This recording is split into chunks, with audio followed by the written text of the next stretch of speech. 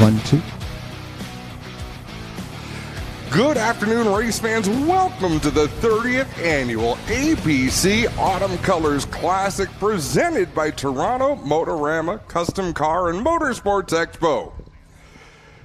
Before we get rolling with race cars on the track, it is time to go trackside with pre-race festivities. Charlie Toner, take it away.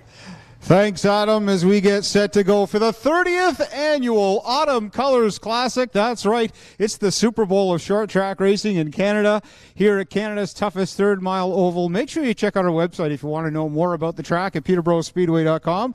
Like us on Facebook and follow our X and Instagram pages as well.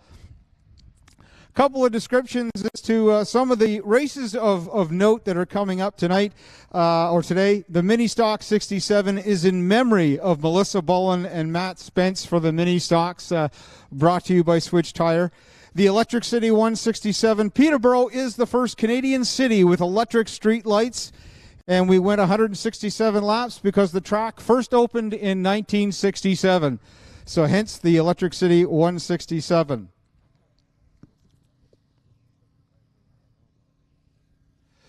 Local actress and recent director of Anne of Green Gables, Waverly Porter is a veteran member of the local theater community, St. James Players, and can also be seen on stage this fall in the Players production of All Shook Up. She's going to sing our American and Canadian national anthems. Please stand and remove your hats as we pay tribute to American and Canadian servicemen and women serving both here at home and around the world with the singing of the national anthems. Oh, say, can you see by the dawn's early light what so proudly we hailed at the twilight's last gleaming, whose broad stripes and bright stars through the perilous fight o'er the ramparts we watched were so gallantly streaming, and the rocket's red glare, the bombs bursting in air, gave proof through the night that our flag was still there. Oh, say, does that star-spangled banner yet wave for the land of the free and the home of the brave?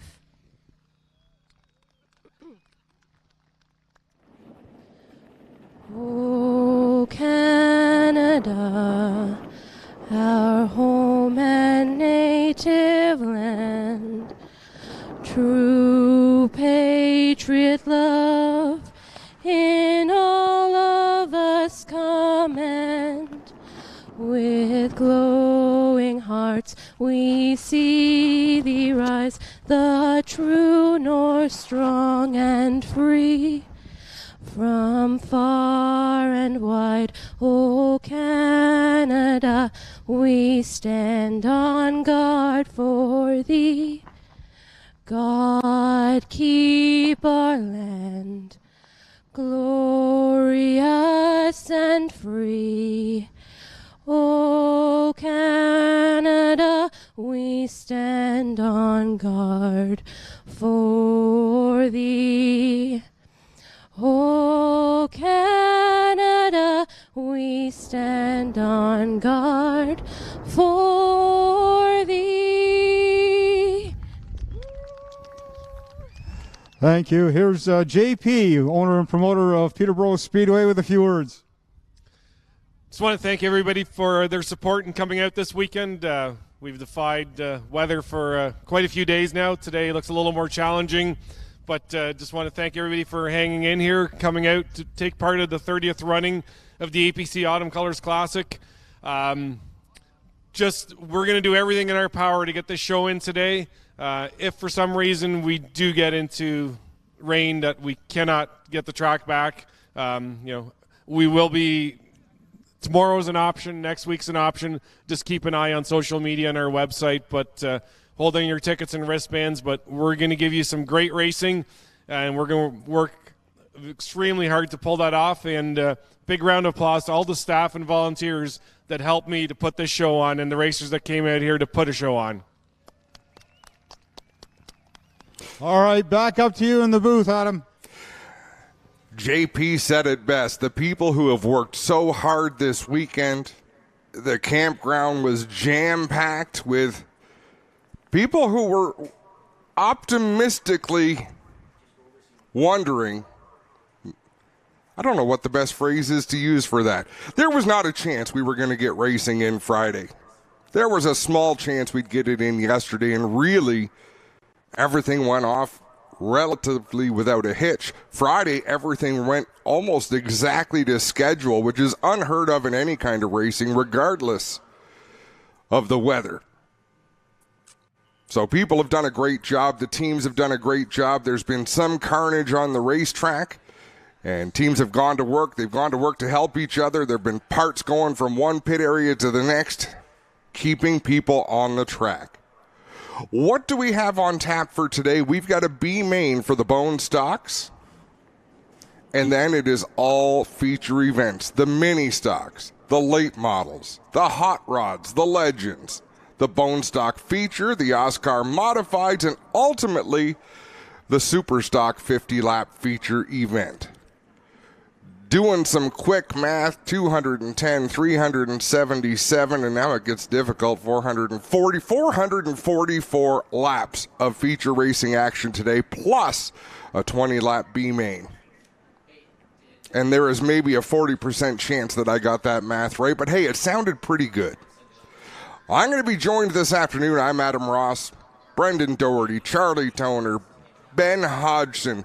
Clinton Jeffrey has served many roles this weekend, and we never know where he's going to wind up, whether he's going to be chasing accidents, working in victory lane, securing new generators, but with many thanks to Doug Hanchard, I think we are set there. It has been a wild weekend of action. Let's have a look back at the weekend that was. Because it all started, I keep saying it all started Friday. That's when we showed up with GeForce TV. But really, things started much earlier in the week, much earlier in the season. It takes a long time to prepare for this event. But the on-track feature action started on Friday with one of the best stories I can remember. I can't even remember a similar story to this. Rick Warnes held off John Baker Jr. in the OMRS modified feature. Now, there is not a ton of cars in that class, but John Baker Jr. is as good as they get behind the wheel of a modified, and he could not or would not get around Rick Warnes. And I say that because he had every opportunity to put the front bumper to Warnes, and he really didn't. He challenged, might have touched him a couple of times, but you could see He was racing him clean. Very respectable. If he was going to pass Rick Warnes, he was going to do it clean. Rick Warnes, who started racing in 1981, took his first feature victory. Ever. An emotional victory lane. And he has run in countless divisions. Late models, super late models, modifieds, hobby cars. I'm sure the list goes on and on. But that was cool, and his emotion in victory lane was cool. Last night, the Outlaw Midgets crowned a champion. Mike Bradley won the championship, and he struggled to get through his victory lane interview. The emotion overcame him. And to know that family, they show up at the races with 3 generations. Mom and Dad work on the cars. Mike works on the cars. Dave does some work on the cars. Their kids all come out. And sure, they might not have a lot to do with the race cars, but just the whole family being there, that is their entire universe that comes to the track with them for almost every race. And to see his emotion, because it really wouldn't be possible if it wasn't for the whole family being supportive like that, was just so cool. And that's cool. I mean, you see Dave on TV, and he's that calm, cool, a collected guy, and It's a side of Dave you don't normally see, but it shows just how invested he is into the sport. Dave is a consummate professional, and I make it my mission to crack his game. Because I am the consummate unprofessional. So it is just fun to toy with him. And if you could see the things that happen behind the scenes, trying to get him to waver off of his professional nature, I have pulled out all the stops. Some things probably can't be said on the air. Believe me, coming from a broadcasting field myself, there are a number of things you can do to try and make someone crack. And either I've tried them or I've had them done to me. The unflappable Dave Bradley. That was a lot of fun. Those junior late models yesterday, and the feature became challenging, had a red flag, a bad wreck up in turn number 2. But watching their heat races, watching those kids figure things out. I thought was cool is seeing it on camera, too, which is the cool part of G-Force being here, is seeing the interviews down in the Dart Heating and Air Conditioning Victory Lane, and these kids trying to get out the sponsors and thanking who they have to thank and all. And these are young racers being molded and shaped into this crazy, fun environment that we play in every day. And they know what it is they're supposed to be doing. Ultimately, Lucas Finnegan, boy, oh boy, against amazing competition. From across Ontario, yeah. He went out there and laid it on them. The drivers who finished behind them, the rest of the top 3 are champions at various racetracks. Keegan Mote, Cole Camrath, Lucas Cousineau, Carson Cousineau. I thought Cole Cousineau was a great story because most of the body of that car was gone. He was involved in that red flag, but they got the car back together and put him back on the racetrack. It's those little stories that if you look just at the results of those races, you'd see Cole Cousineau finish 12th out of 19 cars. Chase Stevenson finished 19th. The highlight of that race was watching both Chase and Cole climb out of their race cars after making serious contact in turn 2. But to see Cole Cousineau recover, come back out onto the racetrack, only lose 1 lap, finish in the 12th spot. That's perseverance. That's exciting. That's something that he'll remember his entire racing career. Missing most of the front bodywork on that car, too. He was saying, actually, today, just before today's festivities, because he's still here on the grounds, that it was the coldest race he'd ever driven in. I'll bet it got a little breezy.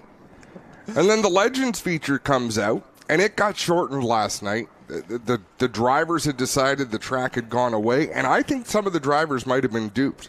Because I think they may have assumed we'll just finish this race tomorrow and run double features. But they'd run 15 laps. That's an official race. They gave the thumbs down.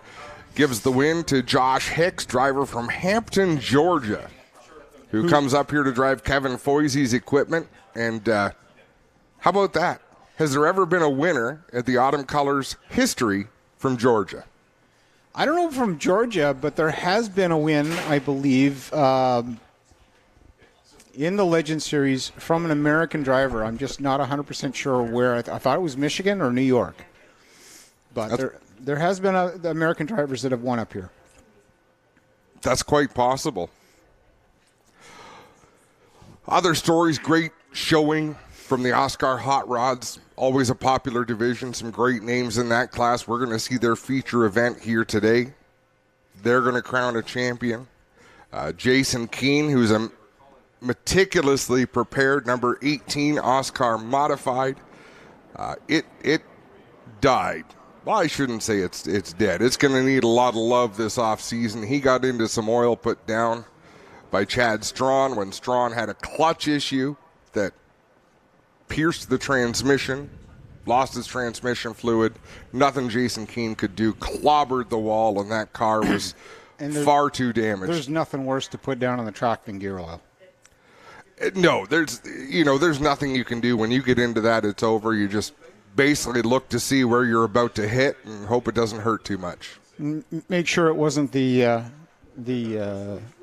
hoist over there for the cameraman in turn 1. Well, that's the goal. I noticed the cement blocks were moved to protect that man left, and that's appreciated. So Brandon Feeney steps forward and offers his race car. The trailer bling, he calls it. Who was the other that offered their car from Durham? Was it one of the TJ Edwards cars? I think it was TJ Edwards that offered one in Durham. Yes. See, when I tell stories, I should have my facts straight. It makes a difference, you know. But as we look back through, just so much has happened. One of the Legends drivers. Now, let me take a look. I'm going to have to look through the results, but it was the 78 car. I don't want to get the name wrong. He had crashed it pretty hard, and he was fairly sure the weekend was over. The crew did some work. It was Matt Boyce, and the crew worked on that thing, and I think they needed a tow truck to pull the chassis back straight on it to get it on the track. Not only did he get on the track, but he came home last night with a 12th place finish out of 22 cars. Yeah, so that's not bad. Little stories of perseverance. That's what the crew lives for. You know, crews want to visit Victory Lane and have their picture taken with the driver, but what they're here for is to make sure when their driver has problems, they do everything that they can to get the driver back on the track. So that'll be a huge victory for them. And as you can see, the tow truck's pulling the payloader tires around the track, trying to get some heat to stay in the track and to help it dry a little quicker. Having a look from the pit area of some of the cars being staged on pit lane, and that looks like pro late models, if I'm not mistaken, on the screen. And I'm not sure who we have here yet in terms of anyone doing trackside. But as the day goes on, we'll see what stories we're able to deliver to you and what we're able to talk about.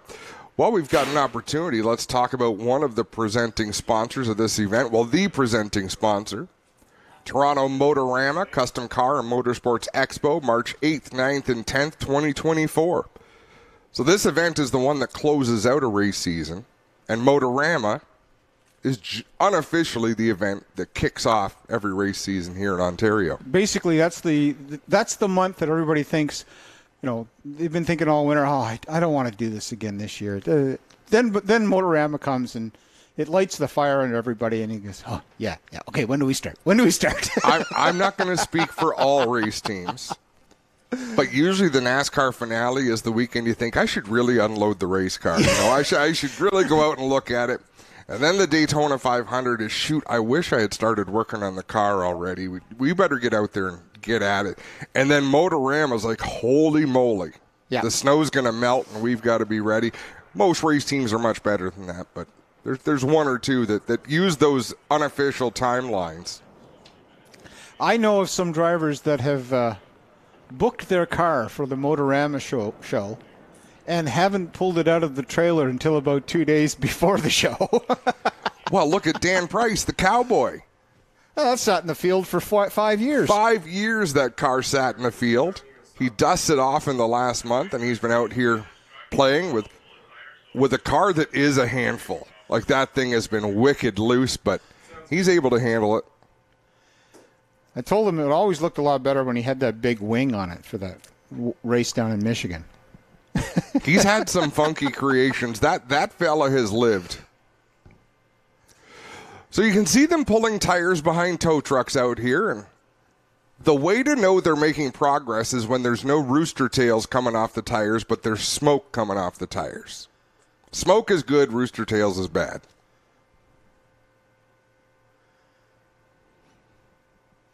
Now, do you stay in the campground or do you go home at night?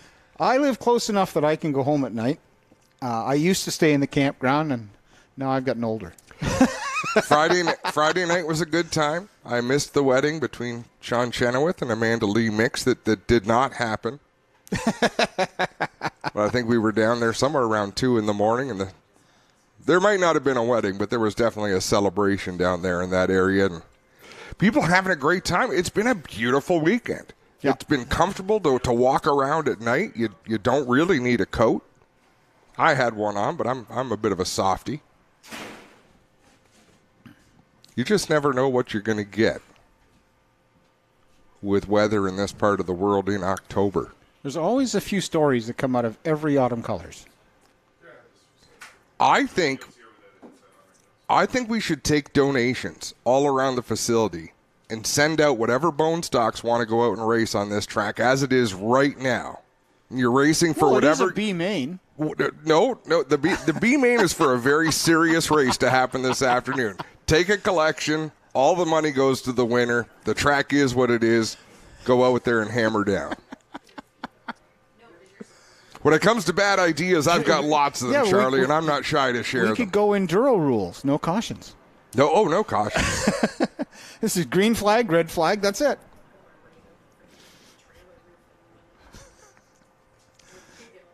Use the grass if you have to. So who's driving which tow truck? Because this is going to be a topic of conversation. We need something to call. Keith in the blue truck. Cameron in the first red truck, so Keith and Cameron. Yeah, and the Ennis Warner truck, and then Russell Reynolds in the Reynolds tow truck. Keith, Cameron, and Russell. I'm not going to use last names to prevent anybody from being incriminated. So Cameron has just taken the lead, running the high line. Nobody's been able to make that line work this weekend. See, people We haven't say, got the transponders on the trucks. I mean, we got to get JP on this. Put transponders on the trucks. drivers complain there's no outside groove. Well, here is proof. The outside is there. They're even cleaning it for you. And just because the sponsor is a true track sponsor on the track right now. Yep. Dart, and that's heating and air conditioning, correct? Dart heating and air conditioning out on the track. I'll tell you what, back in the day, and oh my goodness, how dangerous is this? I've always gone to Super Dirt Week this weekend. I haven't been here for this event in over 20 years. We go down to watch Super Dirt Week, and there's been days that are just like this. You get this mist, and they've got to save the track, and it is a dirt track. So they invite the fans, the parking lot packers, to come out on the racetrack. And the place would be full of Don't give cars. anybody ideas here. Oh, my goodness. Come on. There has never been an insurance agent at that race. I can promise you that. Wow. I just see a cow walking through the pits. It's a moving experience. Tail and all. Okay. You never know what you're going to see. Hey, when you're cold, you dress warm, and that person's warm like no other. Oh, nicely done. Clinton, was that you that just cued your mic, Clinton, or was that Ben? Someone cued a microphone.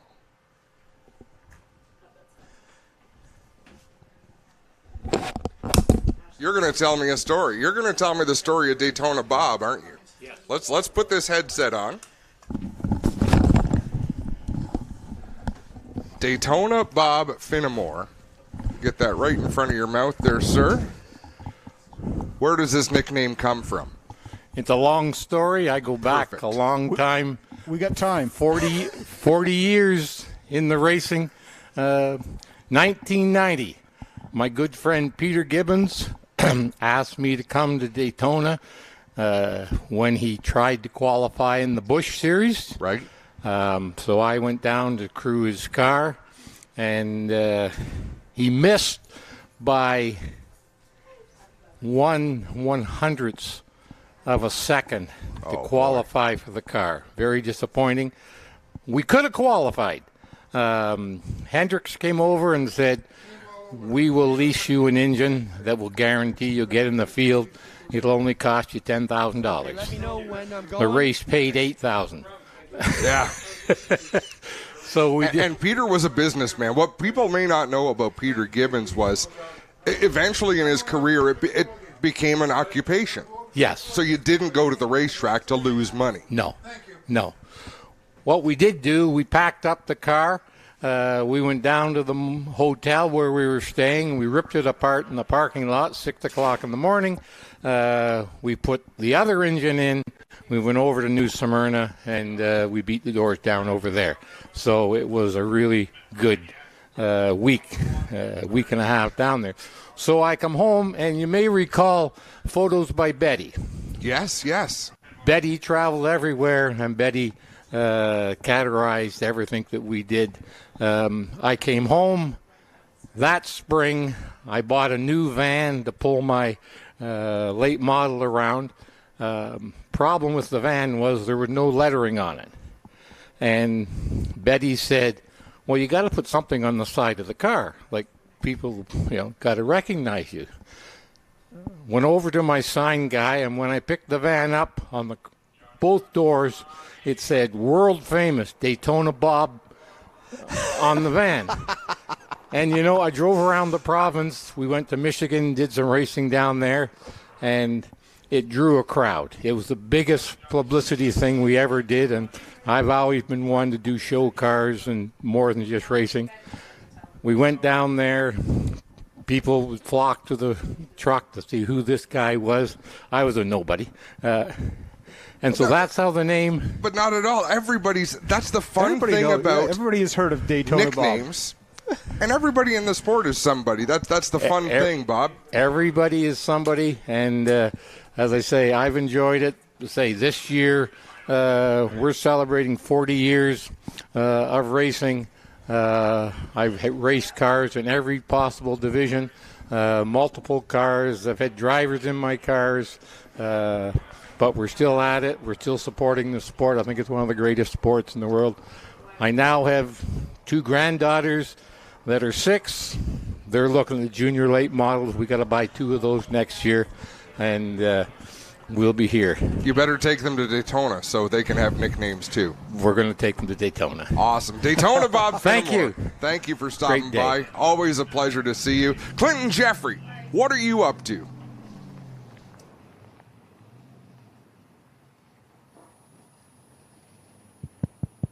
Nothing. We hear you, Clint. Hey, guys. Well, I'm down here in the pits with Dan Price, and as you can see there, it says you just got passed by a car that had weeds growing out of it a month ago. We'll bring Dan in now. Cowboy, it's a bit wet here in this car. You raced it a lot. It's got a lot of history around the province, and that's kind of how we got to know about Cowboy Dan. Tell us about this old 57 Chev. I built it as a Thunder car in about 07. I think it's a date that I got welded in the chassis. I built it as a Thunder car. We ran it up Mosport before the body rules changed. When the body had to match a chassis, it actually had an Olds Cutlass body on it. About 2 years after that, they changed the rules. They took that out of the rule book where the body had to match a chassis. Within a few weeks before the season started, we yanked the body off. It was actually a 55 Pontiac that it started life as, but Pontiac parts started getting scarce, so turned into a 57 Chev. They're a little easier to find now, and I make most of them now, but I've been running it since. It's been a Thunder car. I ran it a super stock. It was down at Kalamazoo for Call the Wild with a super modified wing on it. I've taken this thing drag racing, and voted now as the most ridiculous thing I've done with it. It's dragged out of the weeds 3 weeks ago and put it back together. It was pretty much stripped. It had been sitting outside for 5 years. It was lawn art. We liked looking at it. I just put it somewhere on the farm where we could see it. It had weeds growing out of it. Tires were flat. It was a rusty mess. Parts, a bunch missing. And over the last 3 weeks, I got it put back together, and here we are. Well, guys, Cowboy Dan's got the right attitude. He doesn't even look at the weather. He just says when it's time to go race, we're racing. Good luck today, Dan. Thank you very much. Cowboy Dan, guys, as we work here in the pits, it's a little bit misty and wet, as you can imagine. But the clouds look like they might be breaking off my left shoulder here, so hopefully that's where we're headed. So I'm not sure how good the communication is between us and Clint. We're having to relay a little bit through our producer, so apologies in advance if our transitions aren't as smooth as they should be. We welcome Brendan Doherty into the tower, and I can only assume, because last time I saw Brendan, he was at the very start of the pit area, that he has gone through and gathered every story there is to be gathered in the pits here at Peterborough today. Absolutely not. There you go. No, as the Greeks said in Season 2 of The Wire, business, always the business. So had some meetings to attend to down pit side there, so in a dry spot. So we were huddled in the tire shed nice and dry. So, this wasn't expected. Well, it was expected Friday. And to keep going until everyone is going to work hard, do what they can, and we're going to keep working this racetrack. The forecast gave us a bigger window than when this started. So, the radar from what I was seeing kept pushing back. But I'm not a meteorologist, that's for sure. So I fake being one by looking up AccuWeather radar on my phone and then go, I know what I'm talking about, which I don't. Well, truck, feel free to put the radar. I saw that you put the radar on earlier, and we were in the middle of a story, so we didn't really acknowledge it. But at any time, throw that radar back up, and we'll try to talk you through what we're looking at in the skies. But this is just where you want to use a telestrator, isn't it?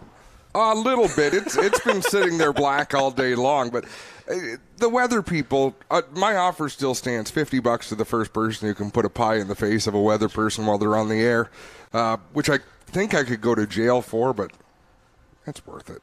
I mean, it depends on the pie. You know, realistically. And the velocity. Yeah. Tow truck still doing a great job out there pulling the tires around. Like we said, rooster tails or smoke. We want rooster tails. Or we want smoke, no rooster tails. Clinton Jeffrey is in the pits. I can hear race cars running. Take it away. Yeah, I got Ryan Kimbell here. Ryan, you know, one of the favorites here at Peterborough, home track, a guy who always runs good here. How does this weather change your game plan, and what do you think is going to happen here today? I unfortunately think we're going to lose the track all day here, and unfortunately tomorrow. Doesn't necessarily hurt my feelings right now because unfortunately we've unloaded and we've struggled. You know, Danny Benedict tested here last week, was really quicker than us, and we've struggled. I want to go home, put it on the scales, take these shocks apart because whatever adjustments we've thrown at it for 4 practices, can't seem to get the tightness out of the car. So qualified 6, you know, we were like 2-3 tenths off the leader, but just you know, and I know what I like here. It's not like going to Delaware. I don't know what I know the feeling. I know what I like here, and I know what I want, right? So, unfortunately, we don't have that. We threw the kitchen sink at it here to see if, you know, we were going to get this in, but unfortunately, I don't think we are, so. Ryan, you're close enough. The quick question is, why not run home? You guys got time here in the rain. Is it something you couldn't do here in the trailer at the track, or is it something you need the home scales and the pads to set everything up? I think it's something well, in all honesty, we're a little thrown off because, like I said, we're pretty good at throwing adjustments and wedge and left rear trailing arms and stuff like that to see if the car will react, but it has not changed all weekend. So we don't know if it's something internal into a shock, and then unfortunately we can't fix that in the shop, right? So we got to take the shocks off, you know, give us a couple days, maybe send them somewhere to get them addressed or whatnot. But just yeah, so it's unfortunate, but I mean we're gonna deal with the hand that we're dealt with right now, and if we do go racing. We're just trying to loosen that thing up, right? So, thanks, Ryan. One of the Peterborough favorites here, guys. Waiting out the rain like the rest of us. Good luck this weekend, Ryan, and hopefully you figure it out. Yeah, thanks, guys. Appreciate it. That's all from the pits, guys. We're going to keep walking around, keep you updated as best we can. I think we just witnessed some politicking from Ryan Kimbell, knowing, you know, we don't know what the weather's going to do because it's been goofy all weekend long, but I think you can tell that he would love a do-over that's going to not happen today or tomorrow. The very unoptimistic stylings of Ryan Kimbell there, just telling you bluntly how it is. But I mean, he knows he's the track champion here this year. He's had some great battles with Dan McHattie, you know, multi-time Autumn Colors Classic champion. So he knows what he wants in a race car. You know, now not to say, I mean, you know, he's playing the hand he's dealt, but 167 laps is a long time. You're gonna have some adjustments. You're gonna lose some. You know, you're going to burn off some fuel. You're going to lose some weight. The tire's going to lose some rubber. Definitely going to loosen up on the long run, no matter what, with you know, burning off those rear tires. But you know, and we've seen it before. You know, the last time Ryan Kimbell won this in 21, it was, you know, a late race battle. Like, he wasn't up front. He wasn't leading the whole way. It was the back half of the race when that car came to life. So I mean, you know, very unoptimistic there. Just telling you how it is. Doesn't think he's got a car to win, but 167 laps if we get going is a long time for a lot of things to change, especially, too, the track has, you know, with this rain, lost the rubber. You know, whatever rubber was down over the last couple of days is kind of washed off. It's going to be a green racetrack. It might be completely different than what they ran, you know, Friday in practice and yesterday in qualifying. Friday was T-shirt weather. Friday was hot. Yeah. Right? So, and the air is different. Everything is different. I believe that's Clinton's microphone popping in. So if we've got Clint, go ahead. Nope. Maybe not. Well, we can tell he is in the depths of the pit area. We are stretching the capacity. I don't even know what trailer, guys. It's Paul Pepper's trailer by the looks of it. Oh, boy. What's going on, boys? Well, we got the lowdown on action in here. Report Sean Chenoweth's divorce here. Absolutely hot action. You can move a little food. We're going to have to cash, but maybe we can figure out. It didn't last long, eh, Chenoweth? You got to pull them out of the trailer, Clinton. I think the trailer's providing some issues, so we're going to have to get them out into open air, folks. That was going to be a fabulous interview. You put Camerath, Pepper, and Chenoweth together with Mike Schmidt. There's something. What people may not realize, Mike Schmidt is the instigator. Yeah. Mike fills the pot and hands the spoons to his people. Yeah. That's how that rolls. So there was going to be some gold there. Clint, let's try that again.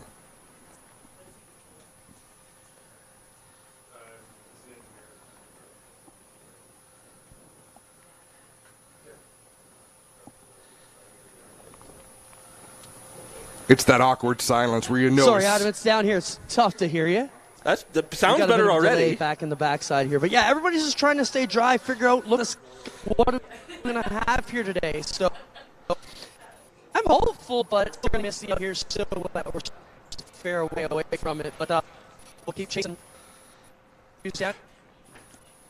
Yeah, I think so. If we can get that message to Clinton Spencer that he is at the absolute limit of what we can transmit. So anything this side of the Chenoweth hauler should be all right, but I think that was as far as technology He's going to be three-quarters of the way down the pit if they're in Paul Pepper's trailer. They're down on the left there, just where the pavement ends, and you kind of get into the dirt there. So that's it. That's a good distance to be. In other words, he's out in the weeds. Yeah, I mean, no, the weeds are out in the field. That's. Yeah, that's a different pit area. That's a whole different story. Actually, that pit area would reach here. Yeah, it probably would with nothing between it, no obstacles. Yeah. But Clinton Jeffrey has gone above and beyond this weekend. Broken foot and all. We put our attention back to the racetrack. I haven't seen Clinton yet, but I've seen him walk past me in the pits. He's walking much better today. So whatever he did to his foot to let it rest overnight appears to have helped, because I noticed yesterday, one point in the camera, he was walking through the infield and he was hobbling around pretty good. And I won't bring it up because he's too proud. Liquid painkiller? Let me tell you something about Clinton Jeffrey. That's everybody's secret here this weekend. and it probably applies to everybody I work with, because I am relentless. If I point out my own flaws, I love making fun of myself, but my shortcoming is I also love making fun of the people that are closest to me. So I will get a bulletin at the start of any event. It's been a bad day. None of your nonsense today. And nonsense is never the word that's used. But I'm told, like, there's a meter of how much they can take, and sometimes they are already completely full, and there is to be no shenanigans. There was a little bit of that this weekend. Look, not in a great mood because, one of my stumps is giving me trouble, so probably not the best day. So I'm going to be on my best behavior, but it's going to be a long day. I'm sure that I will crack. But the anatomy of how our programming works, there's a lot of behind-the-scenes planning, and most of it is here's what we'll put up with and here's what we won't put up with this weekend, Adam. And that does actually, sink in? It has to, because you know what? I've paid I've crossed the line before, and it makes all of our lives miserable. Clinton Jeffrey. We're here with Gary Elliott. Gary, how many decades in racing? Are we in the 7th decade yet? I would say so, or 14th. Yeah. So you've come down from Nova Scotia, where you live now. You brought the rainy East Coast weather with you. Do we get to blame you, Mr. Elliott, for this weekend? Yeah, you can, and I think it's going to stop very, very shortly, so then you'll come back and say, thanks, Gary. I think Flamborough can thank you last week for the great weather they got for their event. How do you feel here at Peterborough, Gary? Is it a place you're comfortable? Obviously, you raced here enough over the years, but the place you like, a place you're happy? How do you feel? No, I really like this track, and it's quite a bit similar to Petty Speedway in New Brunswick. It's got the higher banks, fast ovals, short front straightaway, and a longer back straightaway. And we turned our fastest lap ever at this track yesterday in practice, 14:04, which is good for me. I was pretty happy about it. We qualify that well, but I never do. I just never qualify good. I just never have ever. But I like this track. I like it as fast. And if your car's right here, then, you can do well. So, and the 167 laps doesn't bother me, because every race that we've raced in the Maritimes this year, we had 13 nights before we came here. They were all 150, 200, or 250 lappers with 10-lap heats. So, again, we left on Nova Scotia with 1,900 laps, and now we got 2,000 with Flamborough. Right on, Gary. Good luck. Great to see you back in Ontario. All the best, sir. Thank you very much. I appreciate it. And thank you, G-Force, for being here today. Right on. Gary Elliott, one of the stalwarts here and a veteran in the province, guys. Gary Elliott can tell you where he finished and where he started in every race he has ever run. Yeah. Not off the top of his head. He'd have to go to his nose, but he knows exactly. I had the opportunity to race with the Elliott family for a couple of years, and their knowledge of points, where they were, where they needed to be, they between he and David, they won a lot of championships together. And they, I'll tell you about how they operate, because you don't know. You're driving someone else's equipment. You know, if you get into a mishap, what do? You drive the car back to the pit so we can work on it. Well, what if it's bent? Doesn't matter. You drive, if that car will go, you drive it back to the pit so we can work on it to get you back out on the track. I mean, their mentality is always get back on the track, let nothing get in between you and finishing whatever race you're in. And it served David pretty well. David has had phenomenal success, retired now, but Gary will never retire.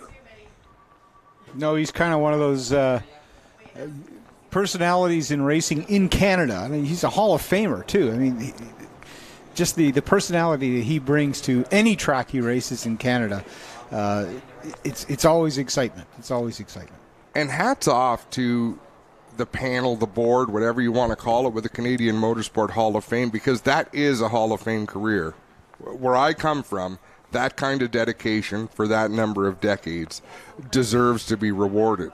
You know, the sport, it's about winning, right? Racing is about winning, but there's something to be said for someone who dedicates his life and has a decades-long relationship with a sponsor like Castrol. And I mean, too...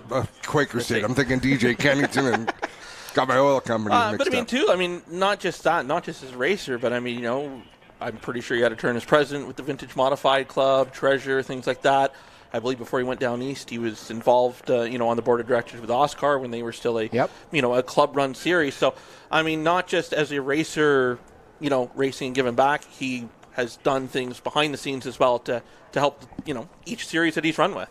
We attended club picnics at Gary's place on Highway 5. Sorry, JP, the owner, is talking to us.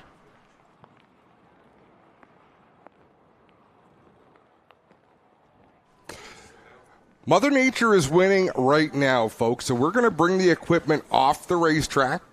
By no means are we giving up, but there's no point in having it out there while the rain is coming down. And it looks like it's kind of coming down in sheets right now, so it's kind of it's a safety thing, and just let Mother Nature do her thing and get by us. Well, it's a fuel economy thing, too. No point in spending gasoline and diesel if it's a losing battle right now. Like JP said, they're going to try all day long, do what needs to be done. So stay tuned. I will wait until we get instruction in my ears as to what we're going to do on G-Force TV. We'll keep telling stories, and we'll keep bench racing as long as we have a bench. And I see Brendan just found one. I found something to sit on. I'm so happy. Right? It's one of those, I have like a lawn chair in my trunk. I've had one all summer long. And to make room for, a case of water, the luggage, to everything to come out here this weekend, I took it out, and that was a moment of instant regret. And it hasn't even been spoken this weekend, but Brendan and I have shared this stool. Not at the same time, because no stool deserves that. But there's been a little give and take, because it is a long time to try to be on your feet. And there's not a lot of room up here. And we're voluptuous people. There is not a lot of room up here. There's no room for a third chair, that's for sure. The things that we do. So what are we looking forward to most today, gentlemen? I'm going with Super Stocks. The last show. Yeah, I mean, they're just so tight. I mean, anybody from first to really probably 12th. They're all within 2/10. I was talking to Todd Davenport this morning. He's going to be your pole sitter when that rolls off. And, he really wants to win it. But there's just so many good cars. Like, that's the, and talking to a few guys, talked to Herb Walters, and they bolted on new tires for their second heat, and that wasn't the way to go. They're wishing they could actually go back to their old tires, but I think they are now they're painted. They're painted. They're committed. So, and that was kind of the story I got was older tires from the Quick Series came here were better than new tires. So, wow. A lot of guys now are not happy, and Herb's starting outside pole. So, he was joking with Daniel Hahn. Hahn starting 14th, and Hahn told him, well, when you get back to me, you know where you are. So. Then what I really like about the Super Stocks is they race like an old school stock car. series. Oh, yeah. There will be some bumping, and it's accepted, right? You can move each other. It's accepted to move people around. Clinton right now is caught up, though, to Captain Crisp, a legend in the bone stocks, owner of a dozen different bone stocks. He didn't bring all of them here this weekend, but he brought some, and he's been competing. Clinton with Chris Lawrence. Chris, and I asked him about the challenge. How about winner take all? You ready to go out there on the track as it is right now, Chris? Yeah, I know a couple of the guys back there. We'll suit up. We can dry the track. If they think they got a window, we'll go run some laps. Well, there you go. We're just playing around with, obviously not official. We're just having some BS fun out here. But, Chris, what a season you've had. We followed your story a lot. You get to race a bit. How are you enjoying being a racer yourself this weekend instead of crewing for everybody else? I definitely should have practiced. I've never been to this track for driving. So this is my first laps around, and I'm hopefully getting better every time out. It's definitely a tricky track. It's not like anything I've run. So really hoping without practice and the way the track is, hopefully the car is good from what it was yesterday, and then we'll see how we can shake out on 40 laps. All right, there you have it, Captain Chris Lawrence, guys. Come with me, Jack. There's still stuff going on over here. We got Marley Owen here in Tech Line as they work on stuff, and lots of activities still going on as the rain starts to lighten up a little bit out here, guys. So we're hopeful. Always hope. Well, my mic is on. Okay. Always hopeful. That's the way you got to be. See, I just moved further away from the button, so I don't have to question it anymore. I just know I have to be quiet when someone else is talking. So I even thought about reaching over. I think he's not going to get up. I've had enough trouble with the button this weekend and remembering which one's mine and when to hit it. So, enough reversals of lines. I'm just going to leave it be for a little while. But and for those of you scoring at home, there's only 2 buttons. Yep. Like, we're not talking about a rocket ship. And only one that works. There's only one that I have to use. But I'm just old school. Saturday night at sunset, I got a mic in my hand. The switch is up or the switch is down. That's it. I talk into the business end, and that is the extent of my knowledge. But Charlie, you're an engineer, aren't you? You're a sound technician of some sort. Broadcast engineer. Yeah, I design and build this stuff. Wow. That's a lot of education. I am not. There is no title for what I do. I felt proud that I went to Best Buy and Amazon and figured out how to make the system at Sunset Bluetooth this year. So that was a big win. I would not be. Part of it is that I've never had to be. I've got Clinton, and now we've got Spencer. I mean, I've had Clinton for 25 years. He's educated. He knows what the heck he's doing. So I'm just the tag along. Yeah. So I did that, and then they threw track tune at me, and it was like, hey, you got to figure this out. And I'm like, oh, yeah. Are people loving that? When it works, yeah, apparently. I don't know. I test at the beginning of the night. They say I can hear myself. It works. And then I get told it doesn't halfway through the show. And I'm a one-man band, so I'm like, I don't know. It is what it is. I have to confess that we've had some audio issues here at the track, especially around turn 4, all season long, and I haven't had time to fix it because of my regular job. That's no different than a mechanic, right? The last car to get fixed is a mechanic's car. Exactly. The worst cars on the road. It's probably a mechanic. What a season it's been, though. Charlie, how many racetracks have you been to this year? Well, predominantly, obviously, this one. I haven't really been around to too many tracks. I did attend the track that Elliott was talking about down in New Brunswick, because it's literally just a couple of miles away from where my brother used to live. Well, that's pretty cool. And I set that up for a reason, because most people stay to their home track. Once in a blue moon, they'll travel out and they'll venture out. But that's what makes these events cool. Velocity at Sunset. Yeah. This event here, Frosttoberfest last week at Flamborough. You get those people coming out to the events that they normally wouldn't come to. Yep. And get to take in some different scenery. Like Chris Lawrence to say, I'm not used to this track. I've never been here. He knows everything. We've had like 1 or 2 rainouts. We had a rainout. That's it. That's the only thing we've had. So every weekend I'm here at my home track because we're racing. And we've raced a lot of weekends, much like, we're looking at today, where we had a rain delay. We went out as soon as the rain stopped, drug tires across the track, got some cars out there to warm the track up, and went racing and got a full night of racing in. And that's the beauty of the classes we have this weekend. So I travel with the NASCAR Pinty Series, and it's a ton of fun. We get out to Newfoundland, we get out to Edmonton, Saskatoon. The challenge is there's no other series racing. Yeah. So when you have weather like this, you can't put those cars out on the track, God forbid. You know, they don't want to participate in drying the track. It's not how they roll. It's challenging. It takes so much longer to get the track back when you've only got whatever the track has for helping to dry it, whether it's pulling tires behind tow trucks or a few track vehicles to try to generate heat. So yeah, we don't have the jet dryers of NASCAR. Neither do we. They go out with... JP, how much does a jet blower cost? I heard like it's they spend $20,000 an hour on fuel. $20,000 an hour on fuel. So how many do you have on their way? Two of them. Two of them coming for today, folks. So stay tuned. Need the Lucas Oil Series. Where's the helicopter? We got to fly the helicopter over the track. Victor, the crazy Russian pilot, is just going to try and blow some air, and he's going to just kind of hang his plane over the track. We'll bring him back. Clinton Jeffrey, who have you caught up with? Well, guys, down here in the pits, you're getting a look down at the regular Peterborough pit road. And they've so packed down here, we get so many cars that they've had to actually cut a fence open over here where I am way in the back. They've had to cut a hole in the fence here to bring a whole nother group of cars pitted in here. So JP leases this field back here, and you see somebody going, "We're on the air, buddy, keep going." So back here in the pits, all kinds of other cars pitted back here. And this is doubling the pit area here for Peterborough in this leased field this weekend, guys. Just a great showing of how many cars actually came to race this weekend at Autumn Colors Classic.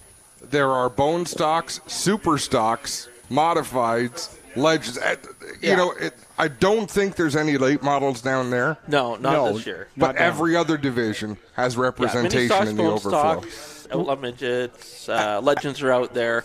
There is a couple of hot rods. I know some of the super stock teams. I've seen Garrett Tamirsma. He was fitted out there. They moved up this morning with some open spots once the junior late models left. So some people kind of waited their game and found some holes to move up. And we have an estimate from Race Control that there are 210 race teams represented here, or 210 race cars. It's not a bad weekend. So that's a pretty big car count. And every one of them has seen the track so far. Nothing that we're going to see today hasn't been on the track, whether it was Friday or Saturday. That's right. For some activity. So we've seen all of that on the racetrack. And I think only one name. I think there was only one name that we couldn't get. And was she in the junior late models? No, the bone stock. Bone stock. She's coming up. Alexis? Alexis, yeah. The driver known as Alexis. Come on, do it. Alexis Melhuish. Melhuish. All right. That's what I'm going with. I'm going with that. Wow. If you'd have said it with confidence. I've got a thumbs up, but I actually got it right, so I got a thumbs up. That's not bad. That's not bad. I've just passed it off to Chuck all weekend. I'm not, your turn. I've said a lot. I can say a lot of names, but I got the spelling from her. Strapped into the car, helmet on, car running, headed out for practice. I didn't even get to the enunciation part of it. I was just like, all right, well, I got the spelling, so I'll have that right at least. But it's been challenging. And then how many 55 cars are there in the bone stocks, and how many 78s are there? It's 88s and minis. There's Ryder White, Chris Tubman, Tiffany Vanderbilt. Then there's in the bone stocks, there's Craig Cole, the mayor, Chris Allard, and I think there's another 55 on top of that. Like this, just I think so. Don't confuse the announcers. Two 48s and late models. I'm just waiting if all 355s go across for first, second, and third. The scoreboard will look like it's broken. Yeah. Like a record on repeat. So will we. Pretty much.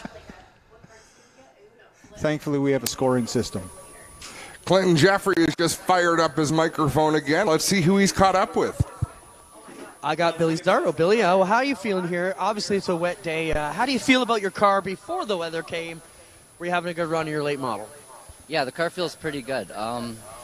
We qualified P13, so we have a good longevity car. We knew we don't have raw speed, so we're definitely excited to try and get this in. Hopefully the weather holds off and we can get out there and have some fun. Right on. Billy Zardo working hard on late models here, and a coffee as we try and stay warm and dry down here in the pits, guys. That's got to be stressful for Billy Zardo because he crew chiefed last weekend for Lane to run that car at Flamborough. What are the odds of getting through Flamborough's triple 50s unscathed? Not many did. No. So Billy had to think that racing this weekend at all was going to be a lot of sleepless nights, but Lane finished that show with very little damage. I think he had a top 3 result. And Billy's another driver, just not a lot of luck here. Last year, I think he started up front and just, I don't think he came as a pro. It was either last year or the year before. Came under the limited late model package still. And, was doing really well and ended up getting wrecked early. Like, just every time he comes, luck is not on his side. Same as, his brother Lane, not much better. Seems to be the fastest super stock on the property every year. He shows up with that 36 Best Just Forest Products car, and every year, luck doesn't shine their way. So, no, it's a heartbreaking sport, that's for sure. This is one of those. It's kind of like, I don't want to say chasing a track championship because you can have a bad night chasing a track championship. Like, this is. You have to be perfect through 2 heat races and a feature to come away here, and you got to wait, 365 days to do it again. You get one shot at it. There's no gimmies, there's no redos, there's no nothing like that. You either win it or you come back next year. And one thing we found was the start of your heat race, the first lap of each of your heats is really the critical time. Yeah. How many people did we see get through a bit, a row or two? Todd Davenport's a great example. He's going to start on the pole of the super stocks, taking advantage of a great start from deep in the field and then winning when he had the chance to start. Or did he win when he started from the pole? He won when he started from the pole. I don't think he won when coming from the back, but he enough to get fast qualifiers.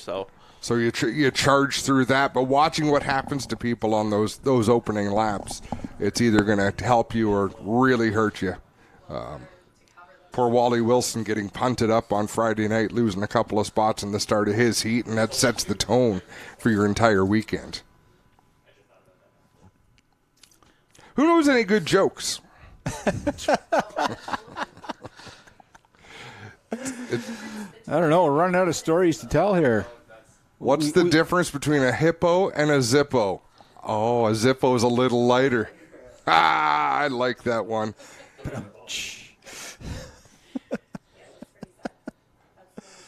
So let's take a quick break on G-Force TV, and when we come back, the sun will be shining, it'll be 90 degrees, and it'll be ready to go racing. No, when we come back, we'll chat a little bit more from APC Autumn Colors.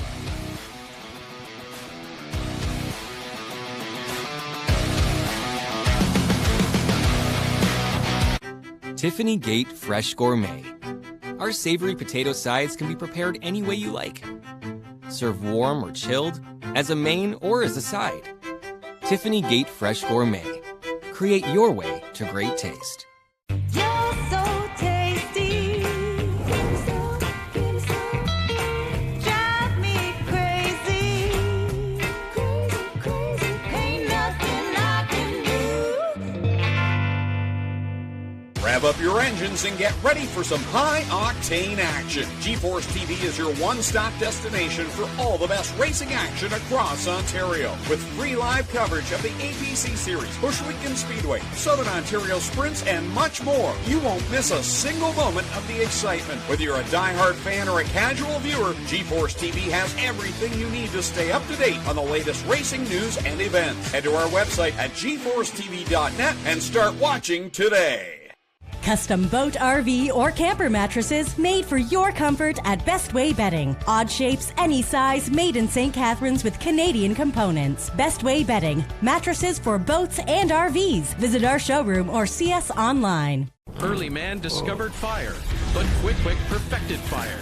Quick Quick is the only fire starter that guarantees to start your campfire, wood stove, or fireplace without the need for kindling or paper. Find your nearest Quick Quick retailer at quickquick.com. Tiffany Gate Fresh Gourmet. Our savory pasta sides can be prepared any way you like. Serve warm or chilled, as a main or as a side. Tiffany Gate Fresh Gourmet. Create your way to great taste. When your dream car becomes a nightmare, leaving you frustrated, stranded, and broke, you say, "Goodbye, you piece of shit. Let's take it to TKC." What? You gotta pee? TKC! Let's take this piece of shit to TKC Metal Recycling. They pay cash for scrap cars. TKC will recycle your piece of car. Got a piece of car? Visit TKC Metal Recycling, 20 Cushman Road, St. Catharines.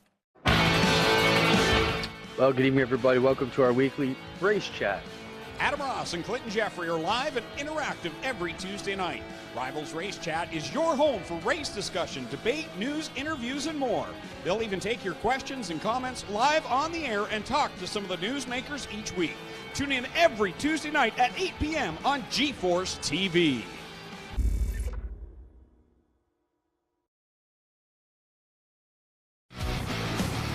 Welcome back to Peterborough Speedway, the 30th annual APC Autumn Colors Classic presented by Toronto Motorama. I'm Adam Ross, joined by Charlie Toner, Brendan Doherty, Clinton Jeffrey, and Ben Hodgson. I saw Ben here somewhere. He was here and then he was gone. He'll be back. Lots of feature action on the card. We've got one B feature to run.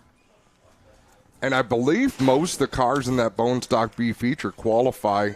8 cars out of that race qualify, and there's 11 cars in. 4 cars qualify? It is amazing how we get our cues here. You know, you'll talk about things, sometimes people will shout them. I just saw a hand shoot up in the air with 4 fingers.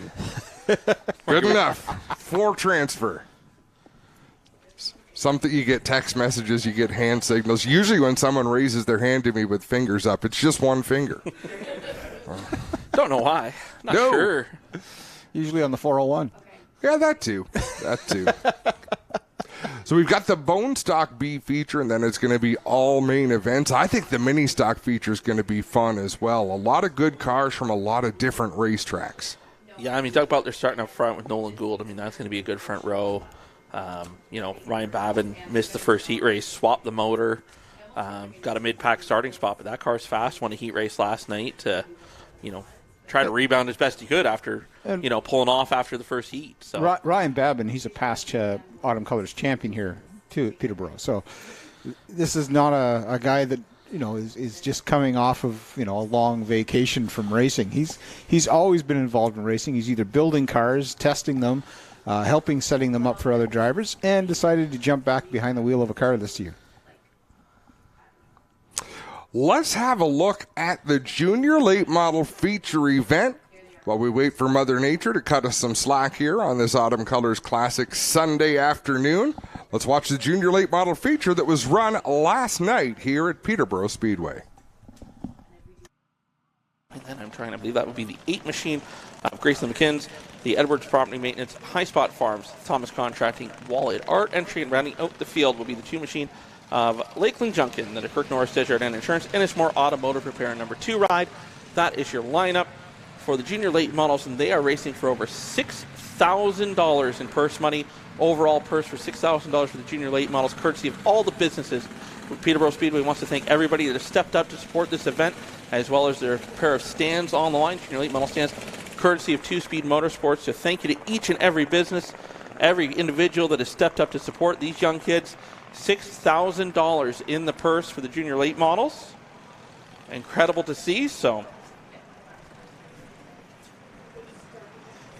it's worth it just to be a kid and go racing.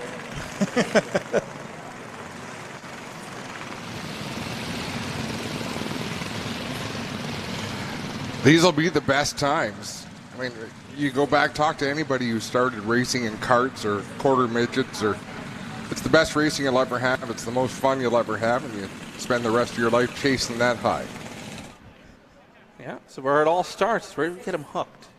It's where we ensure the future is good. Exactly. As Kelly Balsam would say, the future is now. So getting them all lined up, getting the field tightened up here.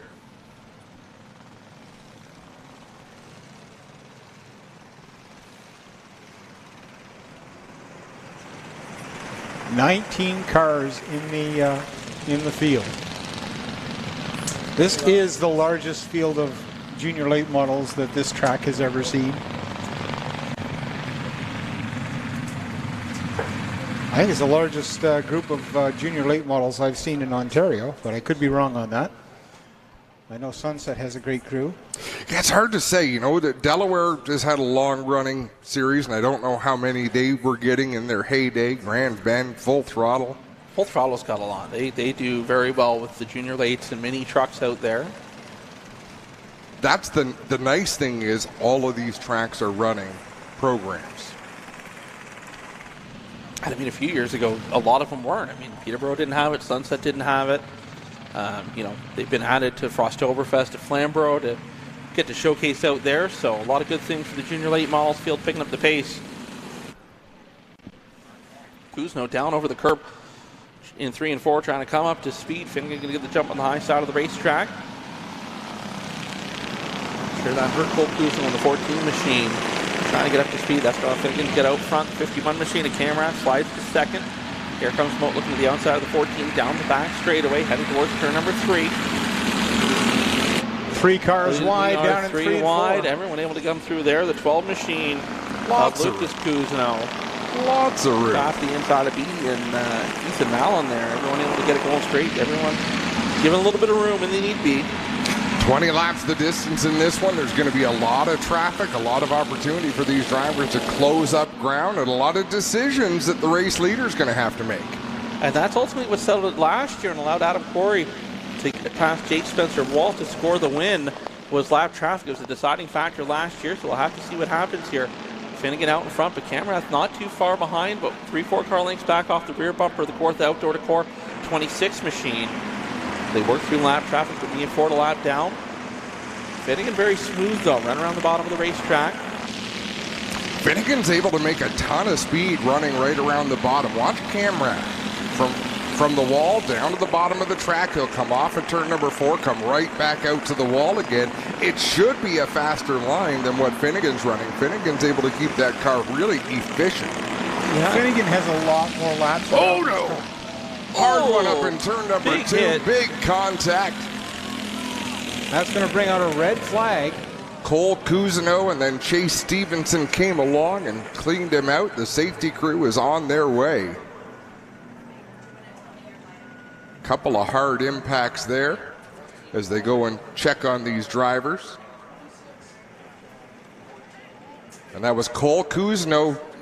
Lost it. The car whipped back around on him and just nowhere for Chase Stevenson to go in that 77. A lot of evasive driving by everybody else to avoid both prone race cars on the track. Report that drivers are okay.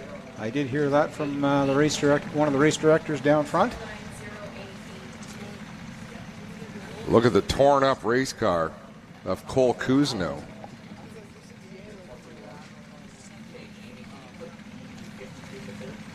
Who'd been running in the 3rd position.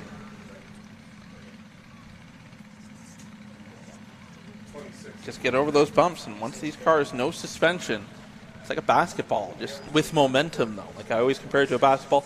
You basketball, you dribble it, you stop dribbling it, it's eventually going to stop. But, when you're on the gas, getting those rear wheels spinning, once they start bouncing, you're just giving them all the momentum just to keep going. So Looks like Chase is out of his car. Chase Stevenson. Give him a round of applause, folks, that they can hear from out there in turn number 2.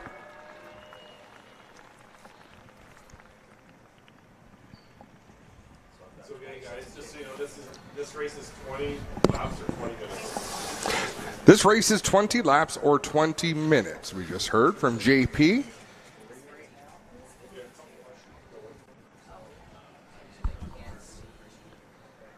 What was your question? I was in 92. You said I didn't finish?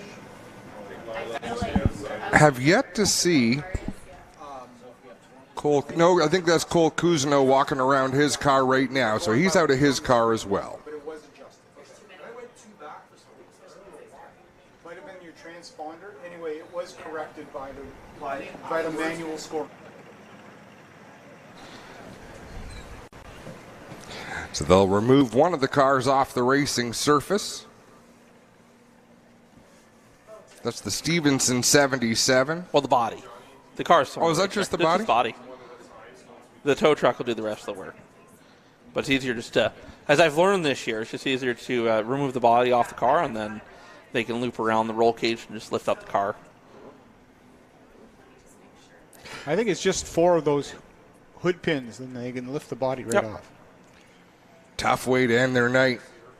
These drivers have been doing battle all evening. 2 rounds of heat races.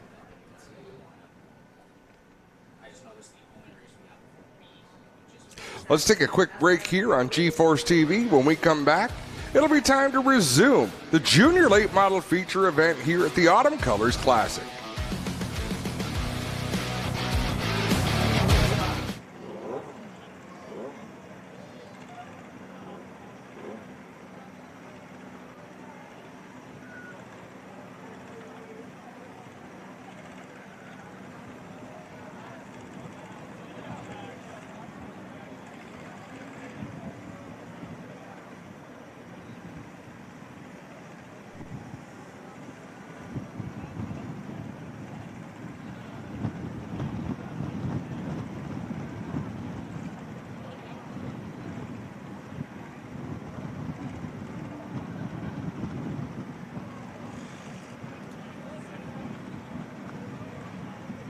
Tiffany Gate Fresh Gourmet.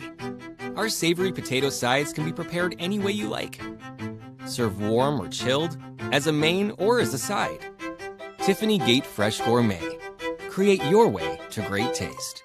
You're so tasty. Drive me crazy.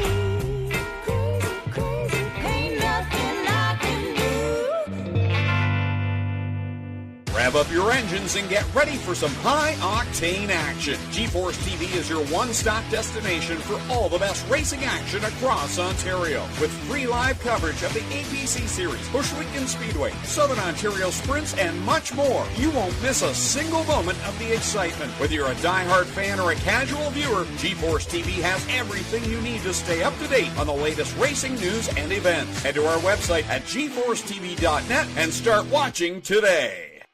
Finnegan has found, we were just talking about the path or the route that he was taking around the track seemed to be faster, even though Camrath had the strategy that would normally work on just about any track like this.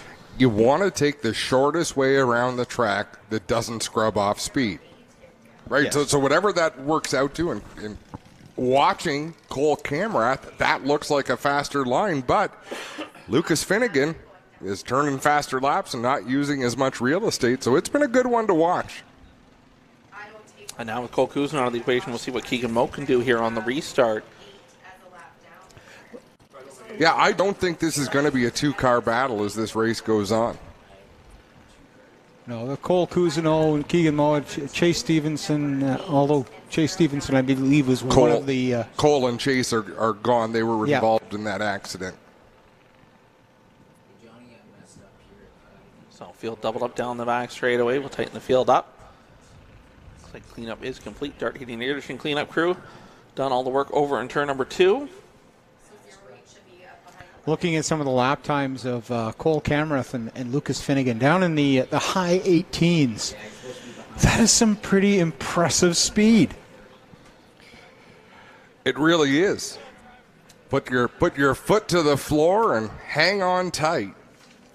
But you can really see, the nice thing about these cars, they're going to teach these young racers smooth as fast. Got a couple slow in turn 3. So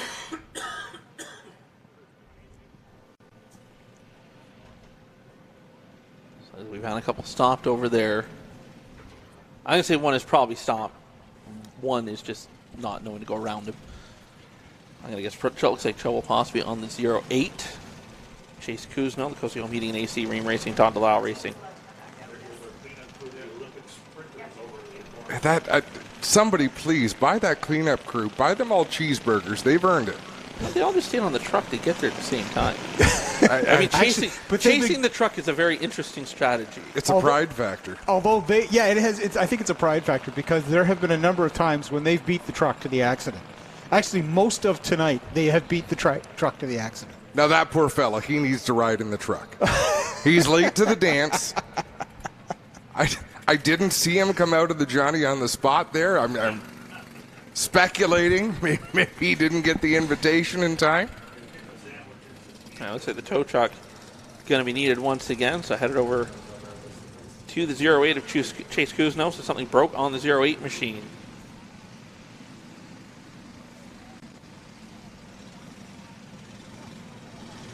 And this is eating up minutes. We are 11 minutes into a 20 lap feature event.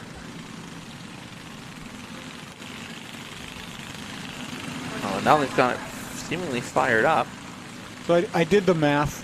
The race leaders have been averaging about 105 kilometers an hour per lap. That's pretty wild. And there's no lift. I can tell you, listening to Cameron in practice, he was not lifting through the corners.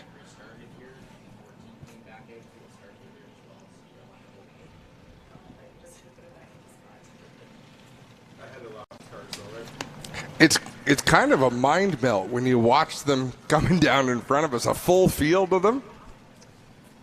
If you pretend you're in row 60, they could be full-size stock cars, but the pace truck kind of messes with you. It's like cars in the back straightaway at Daytona and you're on the front straight. Exactly. Oh my goodness. Cole Kuzno back on track in the 14. Minus some pieces. How about that?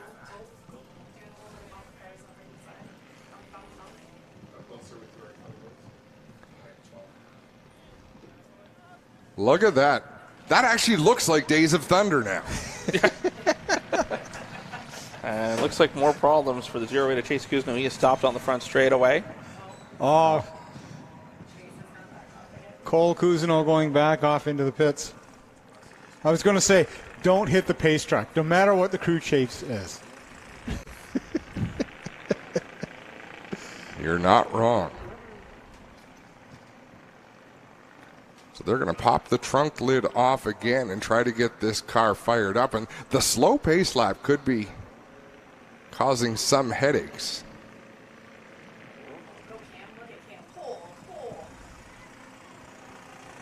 Someone's going to wake up tomorrow. I'm not sure why my right arm is sore. Not my left arm. It's just my right arm. Race fans, give a round of applause for the safety crew. That is above and beyond the call of duty. Helping these young racers get out there and perform. So, going to stay on the racetrack, though. So, I'm just hopefully tired that car stays running. I do think if he's able to put his foot to the floor, see if he's able to pick up a little bit of speed, that carburetor will keep sucking fuel up from the fuel tank. When they slow down to a certain speed, it's hard to keep the fuel running through these things. Well, it looks like the 14 of Cole Kuzno has rejoined the field.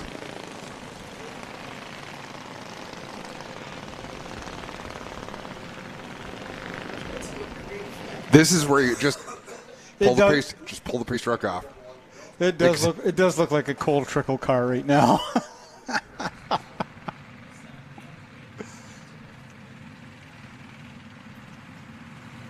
It'll be the one to go signal. All eyes are on young Mr. Kuzno at the tail of the field. Keep that 08 running. So far, so good. They'll come to the white lights extinguish on the floor coverings International Peterborough Speedway pace truck.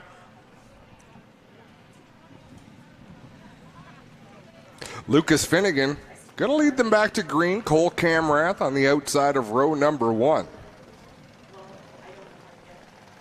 Couple of Kuznos at the very back. I'll be curious to see what the aerodynamic performance is like of Cole Kuzno's 14 machine. I don't know if that'll be an improvement or improved ventilation. Yeah, that's for sure. I need a blanket when he's done. It'll be a little cold. All right, Great Canadian RV green flag back in the air. Side by side down into turn number 1 as the tail end of the field trying to get to this restart. Finnegan out in front. Camrath settles into second. I believe that's Moat in the third spot as they run single file off of turn 4. Lucas Cousineau. Big wiggle for Lila Sigma down through the grass. Lila able to keep that car moving, come back on the racing surface, down around the bottom, no caution needed. Well, let's come back up right in the racing line, and that will now draw the caution.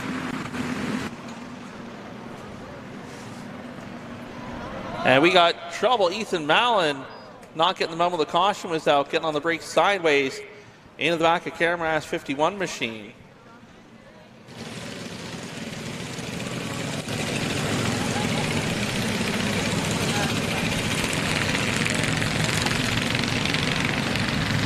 So by the time we're under 4 minutes remaining in this one of the 20-minute time limit.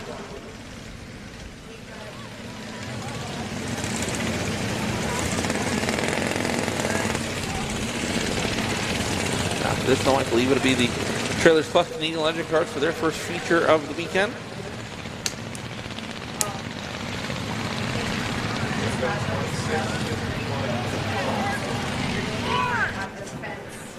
And yeah, Mallon just coming in with a head of steam, locking up the binders, getting that car slid sideways into the back of the 51.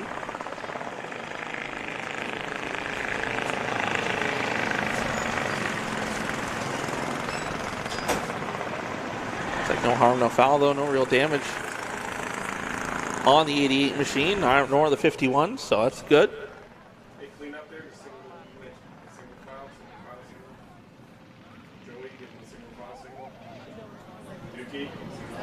Nobody has a headset on that.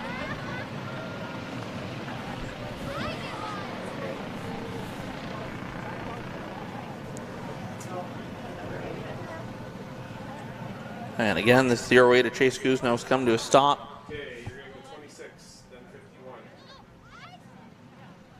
Then 12 car. Well, in fairness, they've all come to a stop. Correct, 12 next. Finnegan being brought out as the race leader. Cole Camrath running in the second spot. Then it's Lucas Cousineau third in the number 12. Now the fourth place car is one that spun out up in turn number 4 after the yellow.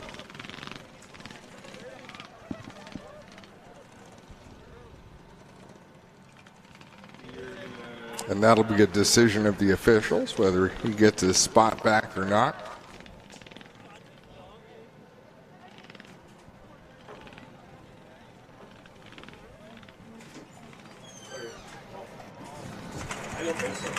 The 88 spun out after the yellow.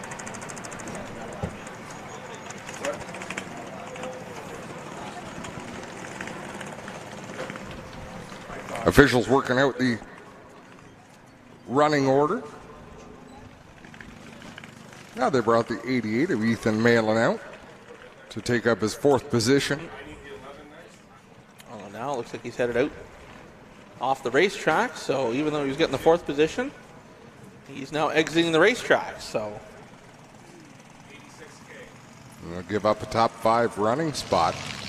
So that'll give that position to Carson Cousineau in the 11. Then it's the 92 of Wyatt Sprung. 86K of Caden Beatty. Next up, the 30 of Josh Davenport. The 27 of Landon Sellers. And then to look for the 11M of Morgan Moore. Then the 14 to Cousineau. What's left of the Cole Cousineau number 14. Is he still out with us? No, he's out. He's up in this position. Then the 08.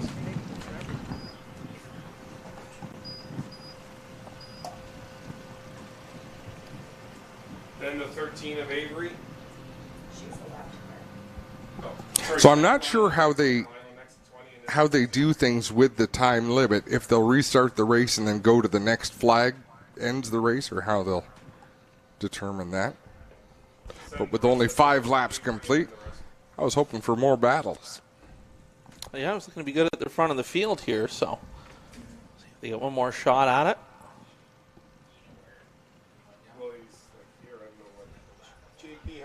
run the finish of this if we've hit the 20-minute time limit? Okay, everyone is rolling. Sorry, third place for the 52, third place.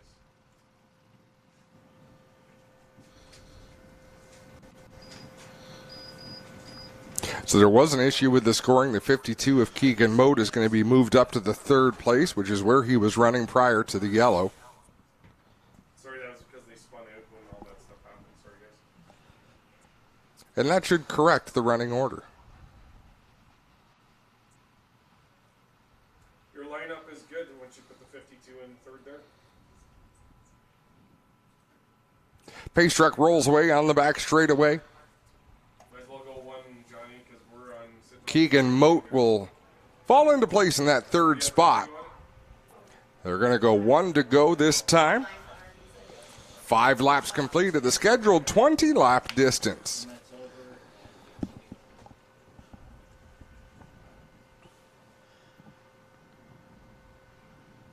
Say it again, Johnny. So looks like they're coming to one to go this time and get going once again with the junior late models. I mean, with the impressive purse that's been put up for this race, you want to run as much race as you can. Yeah.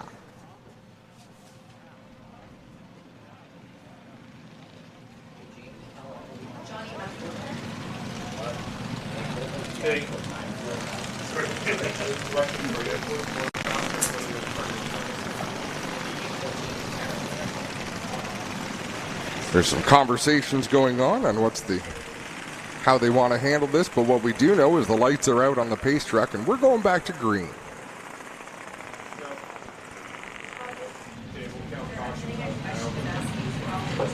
Looks like they're going to count caution laps moving forward. Pace truck comes off, and Lucas Finnegan has the field along with Cole Camrath as they work back to the green flag, Brendan. Starting to pick up the pace, coming to the Great Canadian RV green flag off of turn number 4. Back racing with the junior late models. Mote trying to work to the inside of Camera, side by side now for second, down to turn number 1.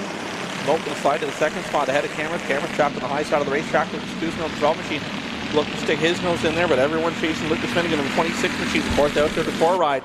Out in front, Mote trying to run him down here. Those two got into it in heat race action earlier this afternoon. See what happens to Corey Tyron on the number 52 machine, trying to run down the 26. Again, Finnegan so good down around the bottom side of the racetrack. Camera trying to get wound up on the high side, get clear of the 12 machine of Lucas Kuzno. He'll do so into the 3 and 4 and slide into the third spot, trying to mark his way forward in the London Recreational Racing Dickinson Electric entry. And that's a big deal that Camrath is able to get into some clean air there, run his own line, and they're into some slower traffic. And you can see Cole Camrath really closing that gap on the top 2. Trying to roll in on the 52 of Keegan Mote. Everyone going to take a little bit of evasive action. Lakeland Junction up off the bottom of the racetrack. A little bad time off of turn number 4. Finnegan had to move up, so did Keegan Mote. Camrath has now caught the 52 machine as they race off 2 down the back straight away. Camrath looking good on the high side of the racetrack in the 51 machine. Nice and smooth so far, trying to close in on the 52. Everyone chasing Finnegan out in front.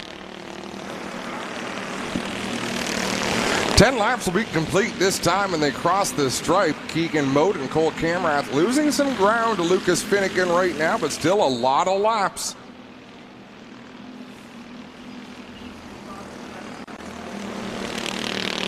Mote picking up the pace, just still not as quick as Finnegan at the front of the field. Again, coming around to work their way into lap traffic once again. Finnegan going to go to the high side of the racetrack. Down through 3 and 4.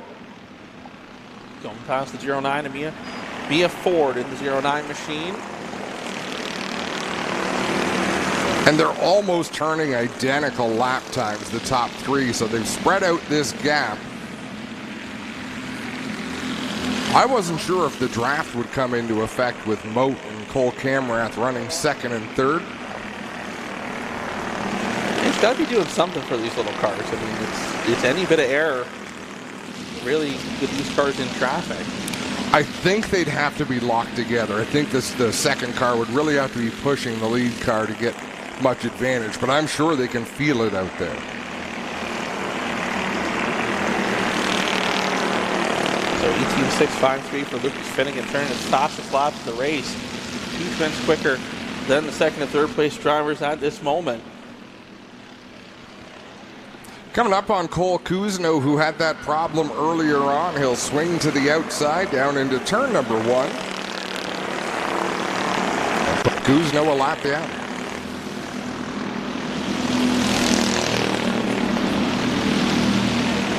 Five to go this time by for Lucas Finnegan, Keegan Mullet, Cole Camrath, Lucas Cousineau, and Carson Cousineau, your top 5. Moat's breathing room now over Camrath in that second spot. Coming to the outside of Cole Cousineau, put him a lap down. Moat was faster than the leader of that lap by 1/100th of a second. It's going to take a lot more of those to run him down here with 4 laps to go. And out in clean air, Lucas Finnegan is a good 0.3 of a second faster than anybody else. Lucas Finnegan posting an 18.678 that time by. He's up in that 105 to 107 kilometer an hour lap. And running great smooth laps. Holding a pretty wheel out there is Lucas Finnegan in that yellow 26. 2 to go. Heavy lap traffic ahead though. Cars running different lanes of the racetrack. And some cars moving much quicker than the lap traffic Finnegan's been used to. Although they play a factor in slowing them up, going to need a bit of a Hail Mary for Keegan Mullet, about a half straightaway back from the 26 of Finnegan. White flag in the air this time by for Lucas Finnegan. One more trip around the park and run high there. Wow. Beatty working the high side of the racetrack, not knowing the leader is there. Finnegan's going to keep that 26 car to his outside, down the back straightaway, into turn number 3 off of 4. Going to pick up an Autumn Colors Classic win will be Lucas Finnegan in the 26 machine. Moat for second, Camrath in third. And what a great drive for Lucas Finnegan. I mean, that last lap, he had to go way up to the outside in 1 and 2. Kept his foot in the throttle and pointed that car straight. Lucas Finnegan is now an Autumn Colors champion, as he's going to be heading to the Dart Heating and Air Conditioning victory lane. A lot of family celebrations will be happening down there with him. Keegan Mullet finishing second. Cole Camrath in the 51 finishing third. Lucas Cousineau in fourth. Carson Cousineau in fifth. Landon Sellers finishing sixth. Josh Davenport in the 30 finishing seventh. Ethan Mellon in the 88 finishing eighth. Wyatt Sprung finishing ninth. Lila Sigma finishing in the top 10. Caden Beatty in the 86, barely down 1 lap, finishing 11th. Cole Cousineau in 12th. Morgan Moore in 13th. Avery Kirkpatrick in 14th. Graceland McKinnon in 15th. In 16th is Maya Ford. Lakeland Junklin in 17th. And Chase Cousineau and Chase Stevenson both with a DNF, unfortunately, after that wreck coming out of turn 2. That Farnborough Racing number 26 works his way into victory lane. Ben will be down to greet him and join him in the celebration. All finishes are unofficial. They'll be open for debate afterwards, I guess, for a certain amount of period of time. Lucas jumps out of his 26 machine. An absolute rocket all night long. When he came across the line, you could hear his family celebrating.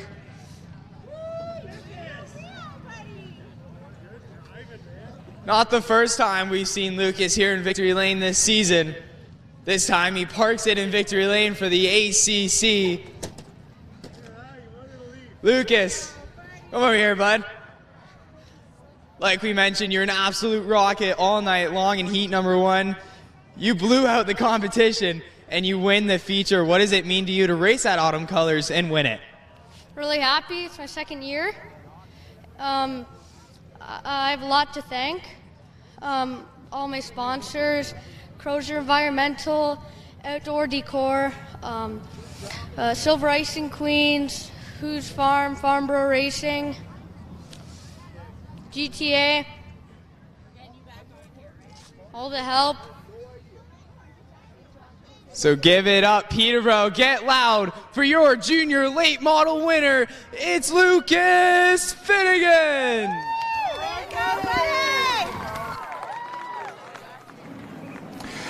Coming home in the second spot, it was a hard-fought effort. Keegan Moat had to hold off Cole Camrath, but he did just that. Came home with a second-place finish. Keegan finishes second in a strong performance by you. How much fun was that? Oh, that was pretty fun. That's our second year podium. Last year I came third. This year I came second. You know, I've worked my ass off on this car all year long, and we did it in Victory Lane this year at Autumn Colors Classic 2023. Who would you like to thank to get you here tonight?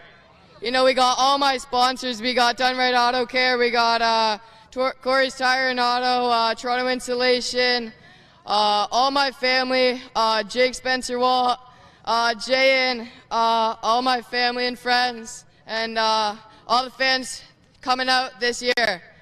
An exciting Keegan Mowat finishes second. Cole Camrath with a good drive to come home in the third spot. He hounded Keegan Moat for most of that race. Comes home with a solid podium finish, rounding out our top three. Cole, you were also very fast all night long. You get the final podium spot. How much fun was racing these guys and all the competitors here at Peterborough? It was really fun. So many cars showed up, and just grateful to be here and race with people like Keegan and the 26 car. And yeah, it was super fun. A strong run by the number 51. He grabs the final podium spot. Quite a show. Got off to a rocky start, but boy, they finished strong. Let's take a break here on GeForce TV, and when we come back, it's going to be time to go feature racing with the legends.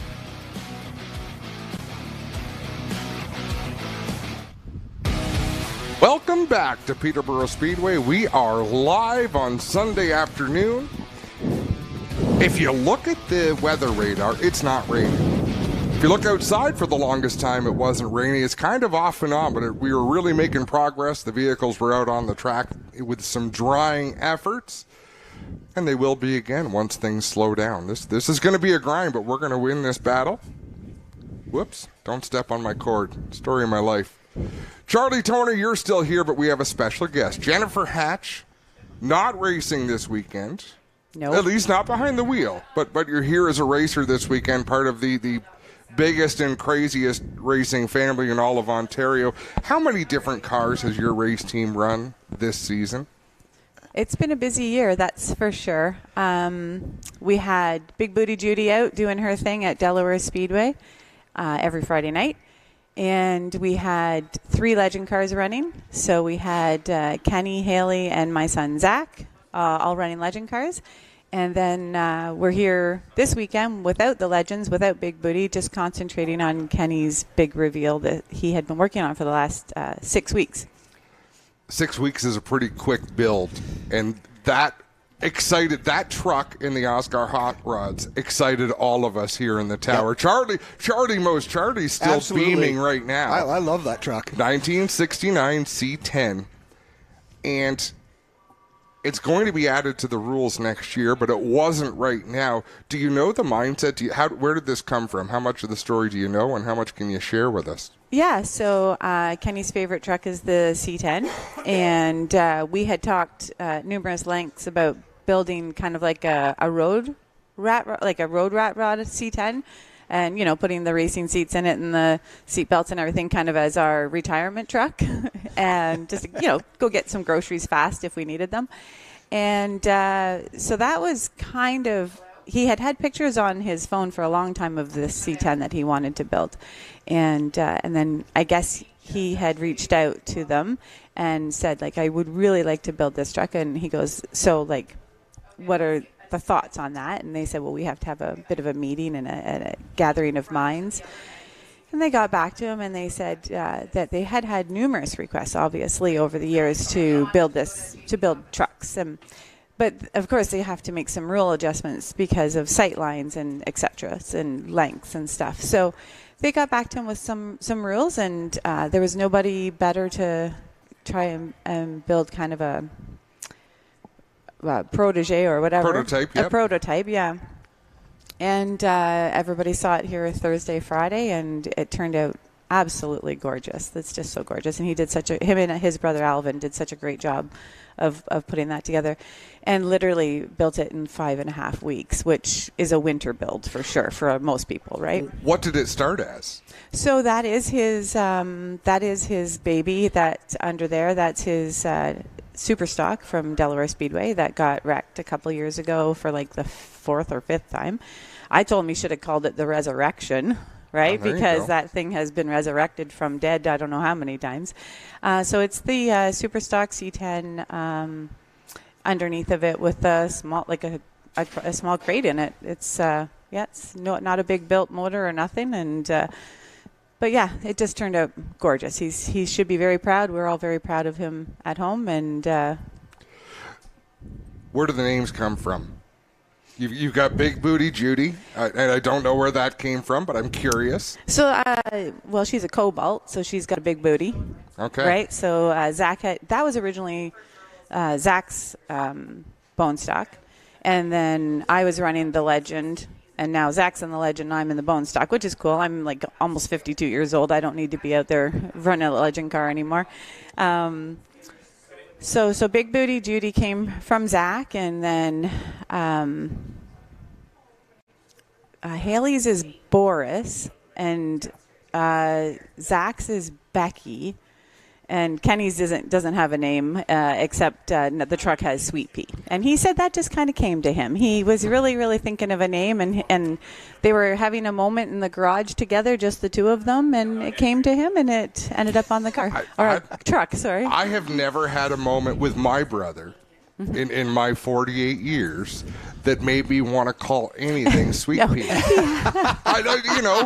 had a moment with the truck. With the truck. I'm picturing Kenny and Alvin in the shop, and just a beautiful moment, and maybe tears being shed. Okay, so that's not how it there was tears shed, I'm sure of that. At midnight every night, right? Because I was still out there sanding it, painting it, welding in something or forgetting something and going back and doing it. I'm sure there was tears out in the shop for sure between Alvin and Kenny.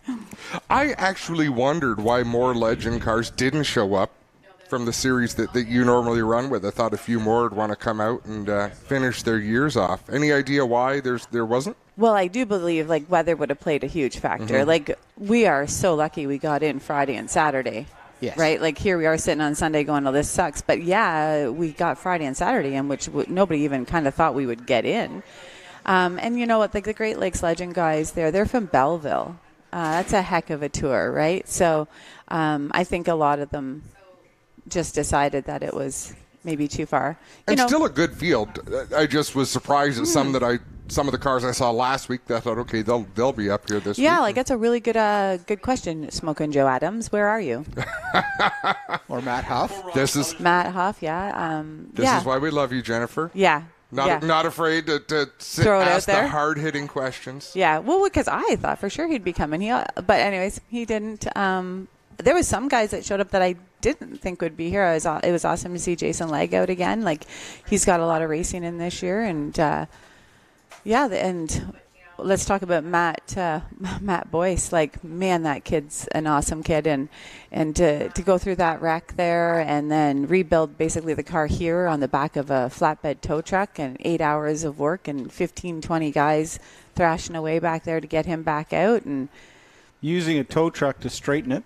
Yeah, that's what they did. Yeah, that's what they did. They used a flatbed to straighten it and put it all back together, and he ran last night. So, like, it's just that's the true grit of racing, right? And racers and clubs, too. Like, we all have our own, little get-togethers in the club and have words here and there and whatever and some hurt feelings oftentimes. But when it really comes down to push and shove, all these clubs are so great with each other, and that was a true testament to that there yesterday when they spent all that time rebuilding that car here at Peterborough Speedway in the field. It's a crazy game racing because, and we talk about it quite often, everybody wants to beat you, but they don't want to beat you because your car is in a heap in the pits. They'll help you fix it so you can get out there and they can beat you. It's the competitive spirit, right? Yeah, absolutely. Yeah, no, and you've got to love that, and you've got to respect it. And this is, well, we're all old hats here, right? Nobody's new to racing here, and so how dare you? You're young. Okay, you're younger than me, but we're old as old as dirt. Yeah. Talk about bone stock racing, because you've raced a little bit. You've raced this and that. You've run hobby everything. cars. You've run late models. What else have you raced?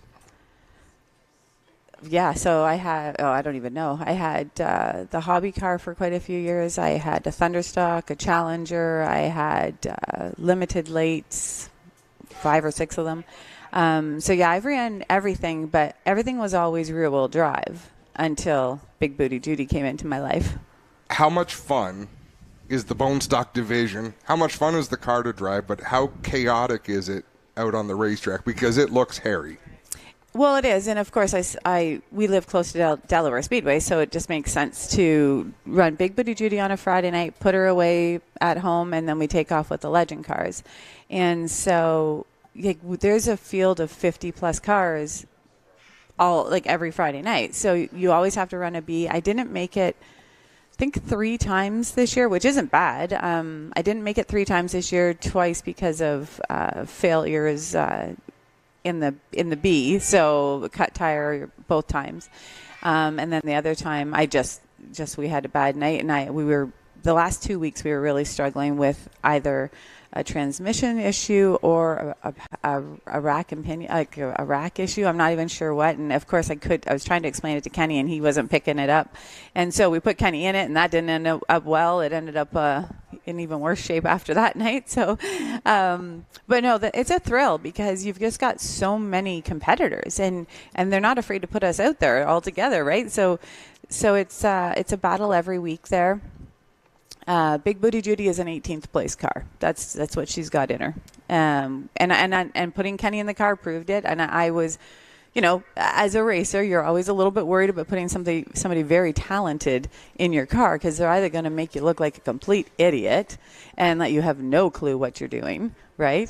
Or he's going to say, okay, we can make these changes. And he ran the same lap times as I did, and so that is what she's got in her. And that's got to feel pretty good, because Kenny can drive anything.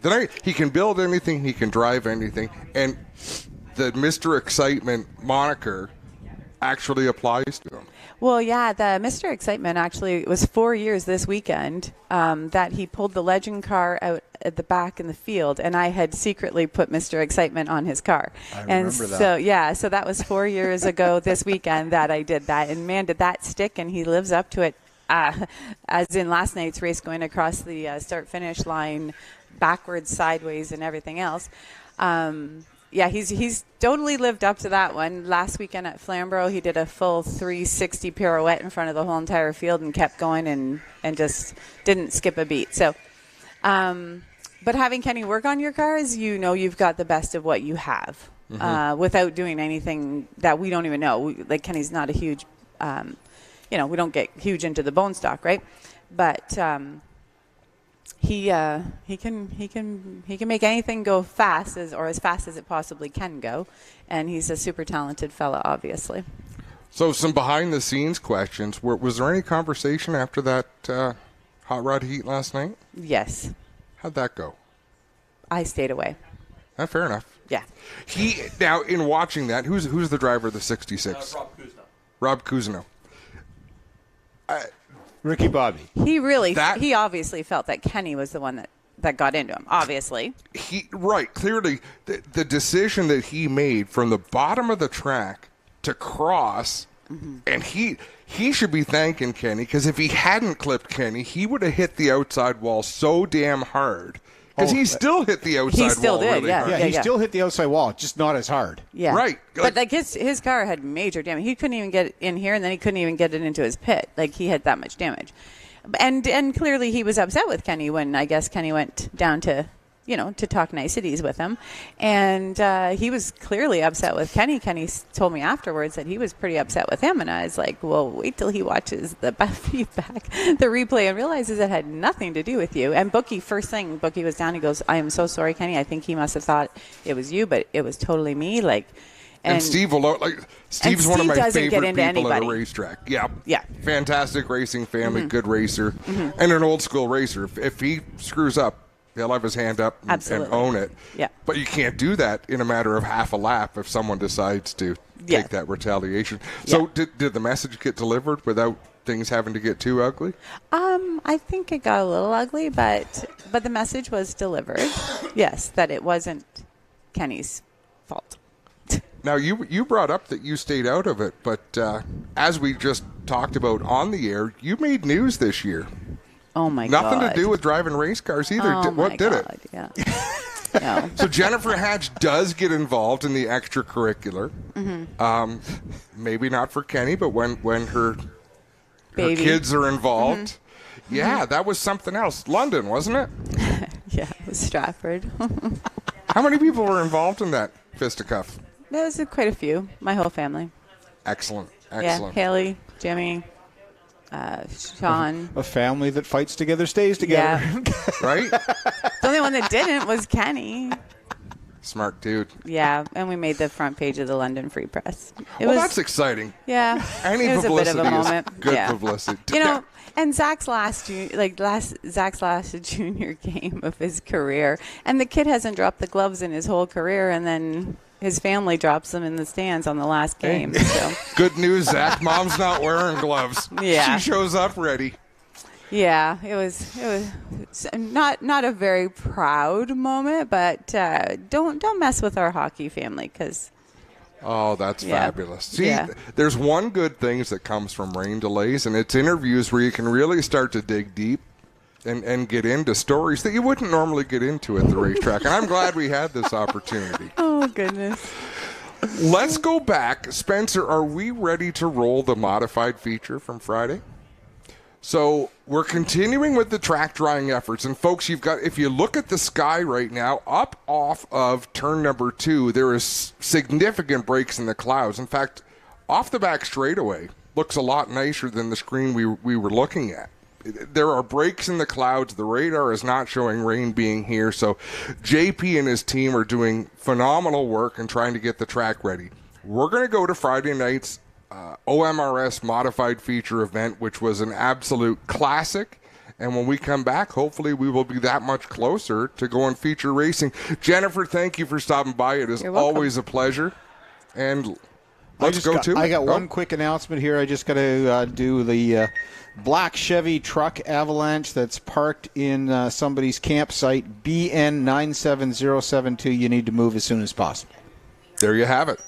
All right. We will be back, folks. Enjoy the modifieds from Friday night from here at the 30th Annual APC Autumn Colors Classic presented by Toronto Motorama. Field is bunched up. They're giving that pace truck a lot of space. See if they eat that up down the backstretch before the pace truck peels down onto pit lane. Our veterans on the front row. Warren's on the inside. Hollingsworth on the outside, getting set to come to the Great Canadian RV. Green flag once again here to start our first feature of the night with the Ontario Modified Racing Series presented by Gen 3 Electric. And a big jump on the inside.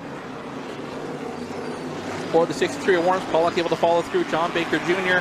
Hollingsworth up into the wall off of 2 on the back straightaway on his own. Going to drive that car high into 3. See if he keeps it off the wall off of 4. He does so. Top 3 nose to tail. John Baker Jr. now looking to the inside. Pollock down the back straightaway. As at the same time, the 46 of Bouillon made it move to the inside of Massey for the 4th spot. Rick Warren's out in front. John Baker Jr. now going to work, try to run him down, and he's got clear of Shane Pollock. Bouillon trying to work his way forward up to the 4th spot, trying to run down Pollock. Top 2 nose to tail. They've broken away from 3rd place. Warren's out in front. John Baker Jr. trying to set up the move, looking to the inside. Gets sideways, sticks the nose in there. Warren slams the door shut down to 3 and 4. Baker Jr. doing what he can, trying to put that car as low on the racetrack as he can, but Warren's not leaving enough room to make a move that's going to work. See what happens this time again, trying to use that exit of pit road where the track's a little bit wider down the bottom. Baker Jr. now driving to the high side of the racetrack. Oh, way up high he goes, up to the third lane, going to lose a bunch of ground to Warren's in the number 90 machine. That was nearly a situation. Shane Pollock got loose off of turn 4, almost hooked Tyler Bullion into the outside fence. Did a nice job to collect that car and take off in a straight line as we got more battles for the lead as John Baker Jr. showing a lot of patience right now. Baker Jr. knows he's got the faster car, but just trying to be patient, wants to keep the wheels on it. Looking at the inside of Rick Warren's, the veteran. The Gen 3 electric ride out in front, trying to hold off the Father and Bookkeeping number 63 machine. Warren's just slides up the hill just a little off of 2 and has to come back down to defend. Baker Jr. using all the real estate down low to the bottom side of the racetrack, gets loose that time off of 4. Warren's still able to hold on to the top spot. Bullion has caught him as well as Godzilla, so top 4 now almost nose to tail at the front of the field here with the Gen 3 Electric Ontario Modified Racing Series feature event. You can see Baker is toying with Warren's out in front. He wants to pass him clean. He's doing everything he can. But once Bullion gets to his back bumper, that might change things quite a bit. Although he's pushing Warren's turned some of the fastest laps of the race that he has turned so far. And again, down in the 14.8s. He's been a 14.9 with his fastest lap. Warren's up the hill. Baker Jr. now has the nose inside. Does he have enough? Warren slams the door shut to turn number 3. The crafty veteran able to keep Baker Jr. behind him so far.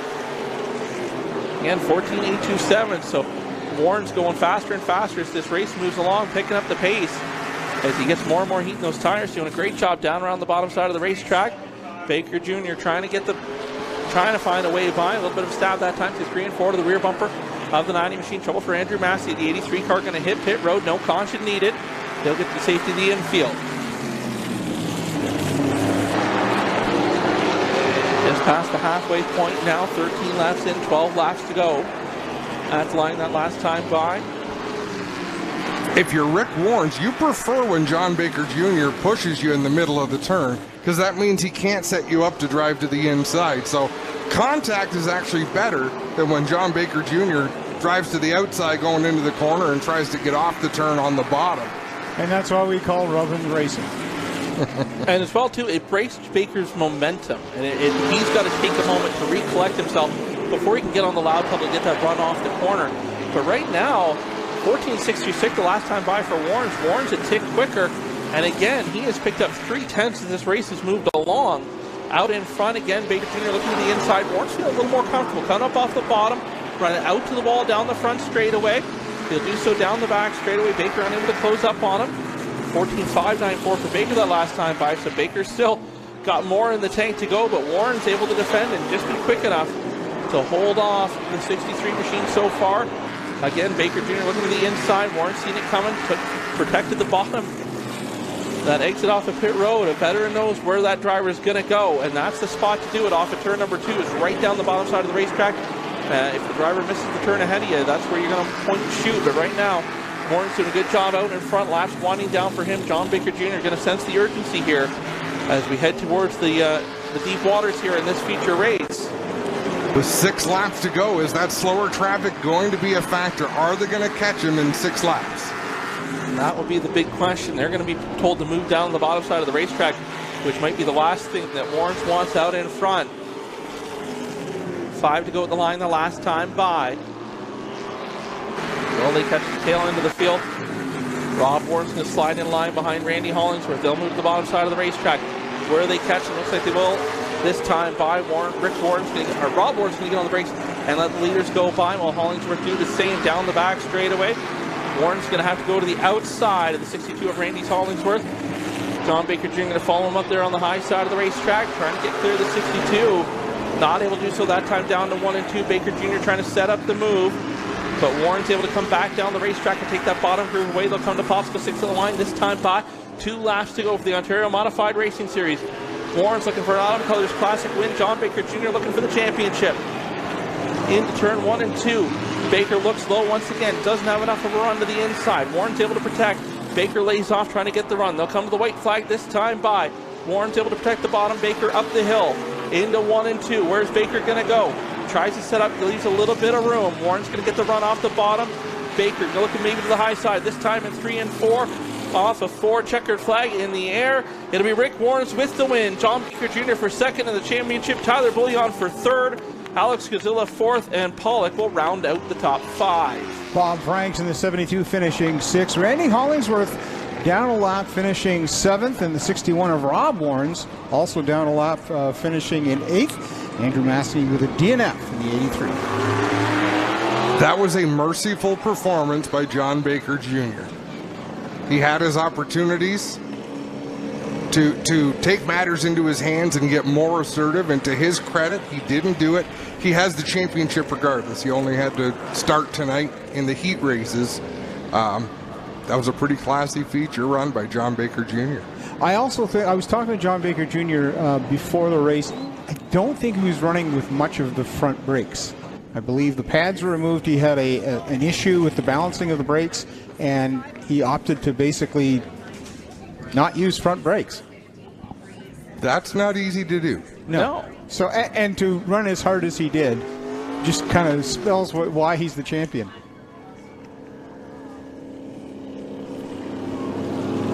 So Clinton Jeffrey is down on the scene.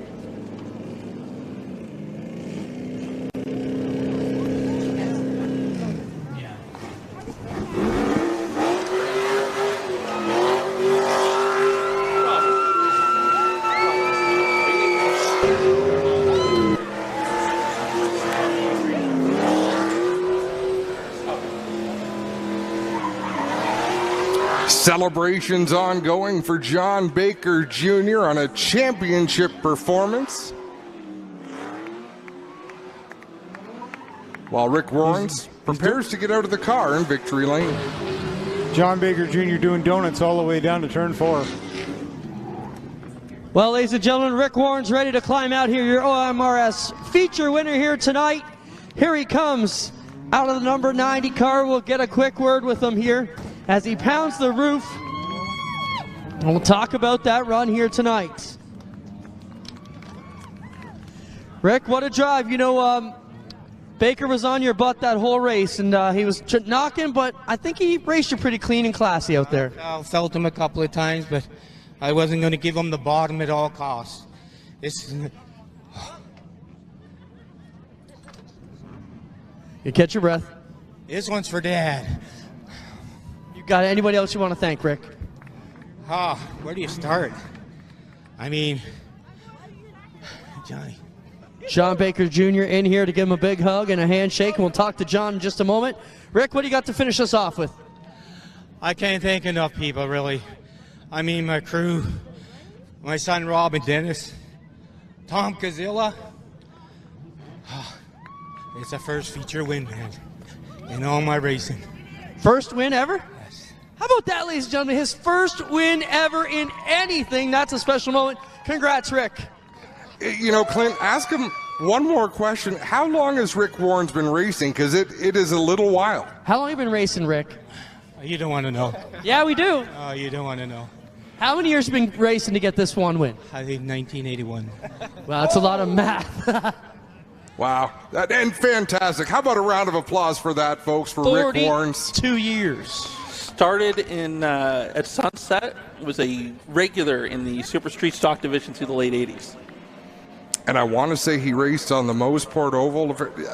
The Warrens family has just been around. Yeah, I mean, you know, forever. His dad, I believe, Mr. Clean, Doug Warrens, going back to the Pinecrest days. So good for him.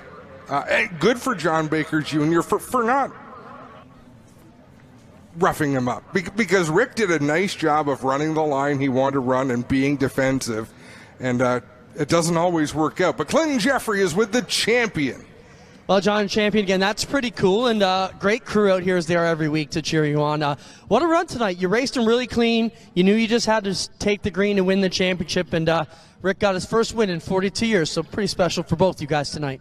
Yeah, no, it was great. I raced against Rick a lot, and every time he short moved over on me, closed the hole, I gave him a little shot, but I'm not dumping him or turning him around.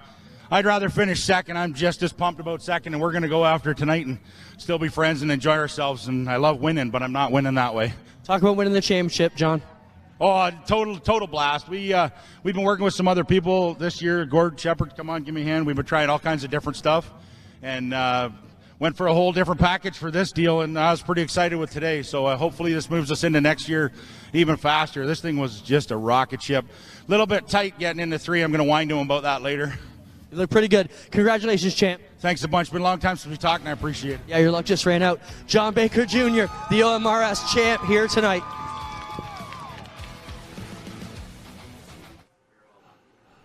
Welcome back live to Peterborough Speedway, where progress is being made on this racing surface. I'm Adam Ross with Brendan Doherty, Charlie Toner, Clinton Jeffrey's been down trackside. Ben Hodgson's going to join us this afternoon.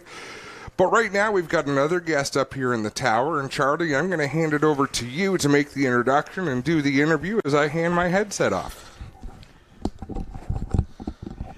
Well, it's always a pleasure when this guy comes up into the booth, even if it's just for a few minutes. And it hasn't been all that often because you've really been busy racing all season long with a whole host of different cars. One of them, of course, being a Modified, an Oscar Modified that you brought to the racetrack for the first time this weekend. Yeah, we had a short time in the Modified as we've handed it off to Jason Keane so he can go after championship this weekend. They've done a lot of work getting that thing ready to get it up to speed because I don't know what I'm doing with that thing. But it's a fun car to drive. Drove it at Sunset Speedway, and we lost 2 spark plug wires, so it's the first time I've driven on 8 cylinders this weekend. So, but we're also driving Hot Dog Art Rogers' car this weekend, and that's a learning curve. It's definitely old school cast car chassis. It's the hardest thing I've ever driven on the racetrack, but I'm used to driving a whole bunch of different things, so. Well, you were talking to me earlier on Friday when you were bringing it out during practice. You had blown 3 brake lines and commented to the car owner that it was sketchy. And if it's sketchy for Brandon Feeney, it's sketchy. Yeah, we tightened up the steering box today. Like I said, we did blow 3 brake lines. We had the throttle stick a little bit when I blew one of the brake lines. But we're slowly making this car faster for Art. But the engine's a little bit down on power right now, too. So it's going to be a long off-season for him to rebuild this car up and be a little bit faster next year. But I think we have him on the right track.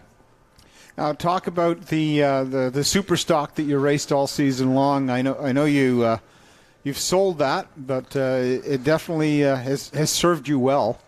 Yeah, that's a super stock I got off Tom Walters is essentially gone back home to Herb Walters, which it's doing well this weekend. I think he's starting outside pole when the super stocks go out. And I think I have first ever feature win for me in it, and I want to say 9 heat wins in it. So it's been pretty good to me. Just unfortunately, I can't afford to play that game anymore. So it is what it is. I'm hoping Herb likes it, and they bring it back to its glory and can put on a good show with it. Now, you've got a podcast going as well. Tell us a little bit about that. Yeah, we started the Feeney Call right as we started racing this year. I got kind of pushed into it by Cam K and Jomo from Jomo Media. And, yeah, we started doing that. I think we're 18 episodes in. But, unfortunately, sometimes I'm taking a little bit of downtime right now because we're working on a bunch of cars. Plus, I was doing the lap sponsors, trying to help with a few of the drivers here this weekend. And it just it led to having some of the not needed downtime being taken up. And I had to focus on some other things to make sure the cars were safe and everyone else was taken care of before I worried about my little podcast for a little bit. So we should be back this week with another episode, so we'll see how it goes. Well, and you'll be doing that all through the off-season, I guess, talking to as many people as you can? Yeah, the off-season I think is going to be a little bit better time because I think less people will be trying to get the cars fixed up. Where when I had some of the guests come on, it's almost horribly planned that every time they were planned to come on the podcast, they had a wreck or something like that, and they just didn't have the 45 minutes to an hour to spare sometimes. And unfortunately, that's what it is in our world, is sometimes things go great and you make plans, and then sometimes you have a really bad week. I remember a week here getting T-bone trying to go for a win, going through the grass, and I hardly had the time. And the car unfortunately suffered after that, but it is what it is. So I know a lot of racers, they start looking at their next season and what they're going to change in the car and stuff like that as soon as Autumn Colors is over. When do you start looking at a race car and thinking, well, maybe I should start making some changes? Usually when the snow flies, so that we can hang the body with the snowbanks. You've seen that. I've been to the Feeney race empire. Yeah. And seeing how you work on cars in the off season. Yeah. Johnny Cash has his Empire Dirt. I had my Empire Snow setting up the late model body. But, yeah, I think this year it's going to be great because I don't really have to worry about doing much this off season. So I'm not really planning on racing next year, and I might bring out that car once or twice if it's not sold and play it out here at Peterborough Speedway. But there's no plans for me next year racing, so it's no stress. Unless you get a sponsor that says, "Hey, you know." That's a big ask. I've had a lot of sponsors talk before about sponsor season, and every single time they talk, they seem to back out, unfortunately. And it is what it is. I ran both cars on a $3,000 budget this year, and I think I did pretty well. But I don't want to come in with that kind of budget next year and disappoint myself. All right. Well, Brandon Feeney, Beefy Motorsports. You can check him on what's all the socials. So I got Beefy Motorsports on Facebook. I'm pretty sure I have Instagram. And then you can also find the Feeney Call on YouTube and Spotify. I think I'm on Amazon Music and stuff like that as well. But, yeah, I'd appreciate the people watching the Feeney Calls. We try to help these drivers out a little bit social media-wise. If I'm not racing as much next year, I might actually go into a little bit of the promo stuff and try to help some of these drivers out, get out there and get their sponsors known. All right. Thanks for joining us, Brandon. Thank you. Well, we continue to drive the track. Try to see what the updates are here as we work our way through here the afternoon, just trying to see where things go. Still track drying underway. And if you're watching along still, you can see just tires circulating the track behind the tow trucks and just hopefully making some headway here as we work towards things, trying to get the 30th annual Autumn Colors Classic presented by APC and Toronto Motorama underway. Feature day here, so just waiting to see what happens. All we can do. We're here, we're committed. Drivers are here, campers are here, fans are here. Everyone's here. And just talking with JP, the track owner, he's committed. We're here all day long. The fans have been here supporting all weekend long. So we're going to keep pouring all the resources we can. And it's not inexpensive to keep the staff here to keep running this place. Like there's a lot at stake here today, but as we say, JP's committed to making it happen. Every time we've had rain, then it stopped, then it started again, then it'll mist. Every time it gets significant, they pull the trucks off, bring them to a stop. But we've had a good run here the last little bit. And fortunately, the bone stocks are the first things expected onto the track when we do get to racing. And that's certainly what you would want to start with. Once you get a whole pack of cars on the track generating heat, that's a game changer. The big difference to the bone stocks, of course, they're running literally they're as street stock as you can get. I mean, including the tires. They are street tires. If anything's going to help dry up the track, it's going to be those street tires running around as fast as they can. Well, because the slicks, anything that runs on a slick, whether it's a modified or a late model, you don't want to put them out there when there's moisture on the racetrack. There's no chance of them getting grip. Yeah, I mean, it's... Watching a couple of tires bounce around the racetrack. Yeah, it's interesting. I mean, they got a little bit of smoke, but I mean, it's just so hard to say exactly where we're at with the track. I mean, with the, it's the rutted pavement you call it. I mean, it's old pavement, so there's a lot of grooves in there for water to sit, so it takes a little bit to make sure we get it all dry. And the chilly temperature and no sun is a challenge. No, I mean, the only thing helping would be the wind. I mean, there's a strong breeze out there right now that's gonna help, but that's about the only thing Mother Nature is providing us right now to help. I lost track of who's leading out there. I'm not sure who's on the lead lap and who's a lap down. So, yeah, I don't think they put transponders on the tow trucks before we started this. So, big thanks to Dark Heating and Air Conditioning, but he's not winning today. But he is in line for a top 5 finish. Got to find the positives there. It's something to build on for him headed into the next rain delay, which hopefully is next year. And it looks good on the resume. Yeah. You end the season strong, top 5 result. That's got to make you happy. Our crew. Now, we've got a fairly youthful crew, but they have been sent back to conserve some energy. Because when they come out, they're going to earn their money here today. I would not want to be on that lift up in turn number 1, and for no other reason than the breeze. Whew. Yeah, hopefully they packed accordingly for the weekend. I mean, this is one when I used to come camping, like you packed, shorts, a t-shirt, you packed long johns, you packed your winter coat, you packed everything. You came prepared for anything possible that, October weather in Ontario can throw you, right? So hopefully they've got like a winter park up there for whoever's going up in turn 1. So we are going to roll last night's Outlaw Midgets feature. They crowned a champion, and they ran their last race of the season. We will go to that right now, and when we come back, it'll be another update on where we're at, and hopefully we will be close to putting race cars on the track. But we're about to go racing with the Outlaw Midgets, green flag in the air.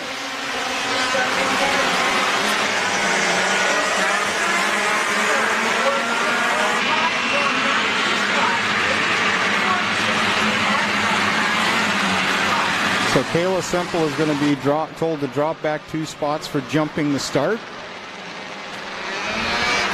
So that'll put Dave Bradley on the outside pole. Kayla Semple back to the outside of row number 2. Mike Bradley on the inside of row 2. We'll have a look at the replay. The pole sitter has to cross the line first. And that's the inside of row number 1.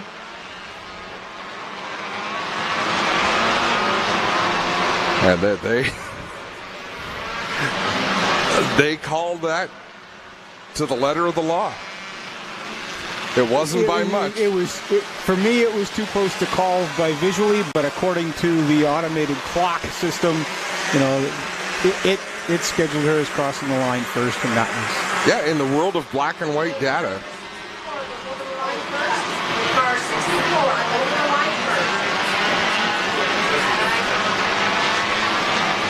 Mr. Semple still controlling this field. He's got to cross the line first. Dave Bradley on the outside of row number 1 in the 15 will hesitate, and he gives him plenty of space to get on the throttle, and we're underway once again.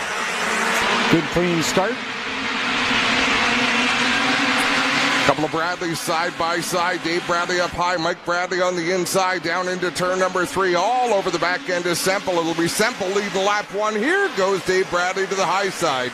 He has struggled in the middle of 1 and 2, but boy, oh boy, he nailed it that time. Great exit of turn 2 there for Dave Bradley. Dave Bradley trying that high side, and not everybody can make that work, but Dave Bradley still racing wheel to wheel. Oh, he goes way high in 1. And Bit of a detour. But yet in 3 and 4, he seems to make up ground. He pulls up alongside the leader, Semple, as they cross the line. He's got to enter turn number 1 a little bit lower. Did a better job that time. Has a nice run down the back straightaway. If he can cut 3 and 4 the way he has been, he could get all the way up alongside. Doesn't look like it's going to happen this time. Nick Spies has gone from the back of the pack up to 3rd spot. Oh, we got one upside down in turn number 2. That will call for a red flag. Red flag as the safety crew is headed out to tend to the driver of the number 7.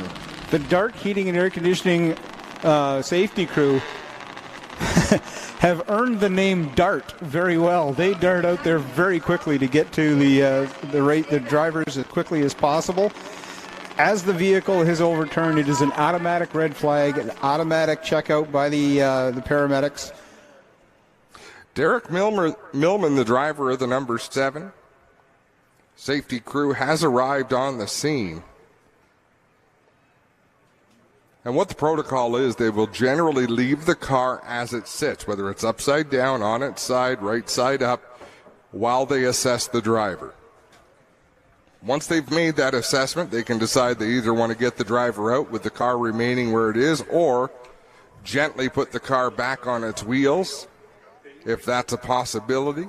So we'll wait and let the safety crew do their work.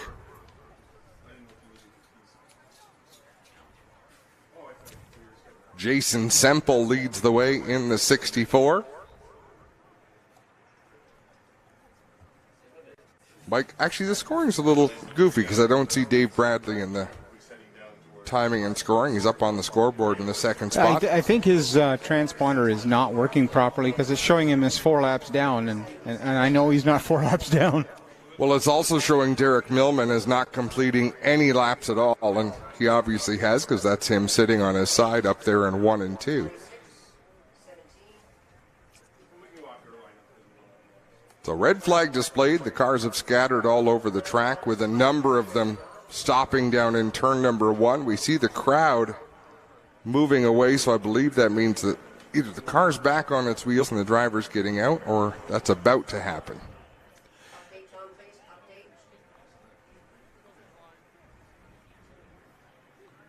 So they're going to bring the tow truck back, and that's probably the easiest way to get the car back upright is to lift it up, get some of the weight off it, and then ease it back. So the assessment is the driver is all right. They're going to get the car back upright and give the driver an easier opportunity to climb out. Let's take a quick break. When we come back on G-Force TV, it'll be the remainder of the Outlaw Midgets feature event. Welcome back to Peterborough Speedway, where the good news is Derek Millman has been checked over and assessed and be deemed to be all right. We're going to clear out that race car sitting in the middle of 1 and 2, and we'll resume this feature event. My race monitor shows 3 laps complete, 22 laps to go. The scoreboard showing 4 laps complete, but I believe that'll be reset. Yeah, I think we're showing 3 laps complete on the scoring system. Scoreboard is already changed back to 3. Amazing how quickly things can happen.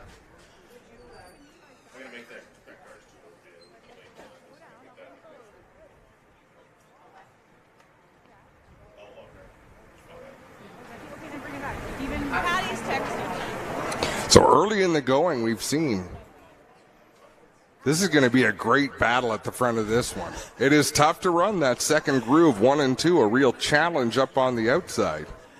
But you know what? Dave Bradley's been pretty strong on that outside. It just, if he can master that turn 2 exit, he can definitely do something there. Or turn 1, really, I should say. Turn 1. Turn 1 is the trouble spot. If you can figure out turn 1, he's going to be all right. But I don't think it's going to be a unique problem to Dave Bradley. I think anybody who tries to go up there is going to have their challenge.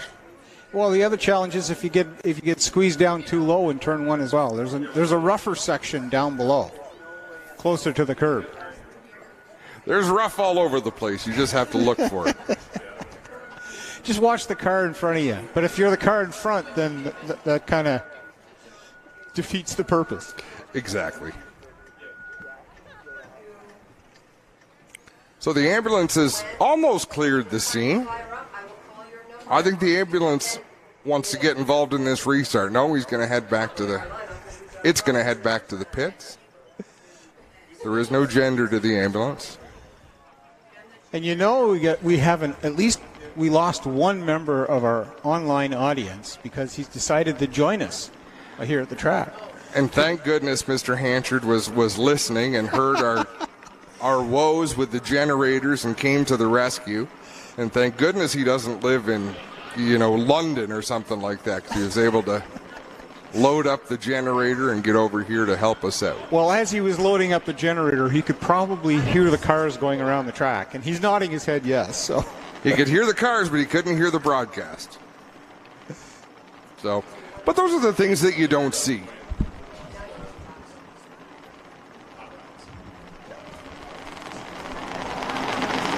The things that happen in the background, well, our team is down in the production truck. I always picture it like something out of Dr. Seuss.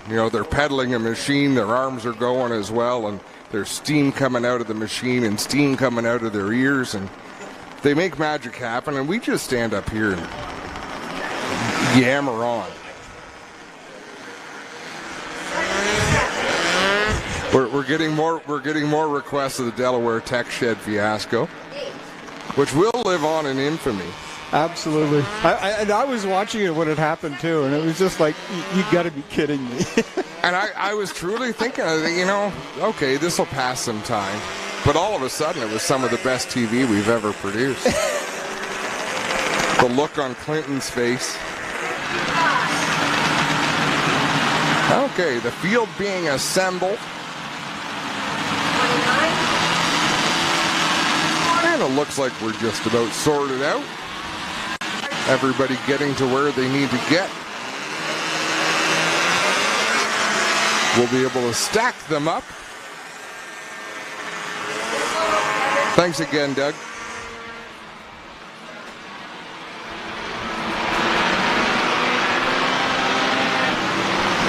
And everybody is refired, so we'll stack them up. And probably get the 1-to-go signal next time by.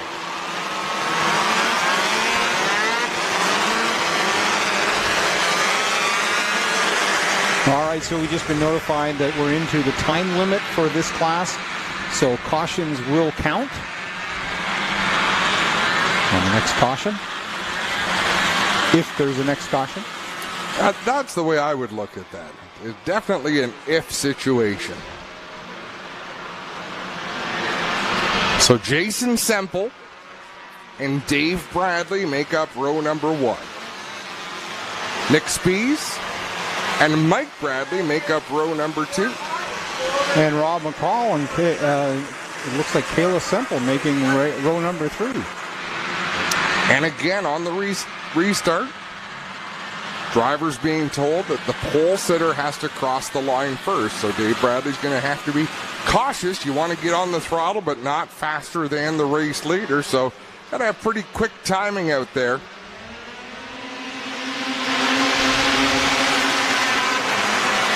Looked like a clean start to me. Semple leads them down the back straightaway. Side by sides will be Spees and Dave Bradley. Spees going to take that second spot, then get loose off of turn 4, allowing Bradley to close in. Bradley will tuck in line, the top 3 with a bit of a gap. Back to a side-by-side battle between, I believe it's definitely Mike Bradley. And the 46 of Kayla Semple. Spees wobbled there in turn number 2. Dave Bradley drives to the inside. He'll have to lift down into 3 and 4. Spees with a big run off of turn 4.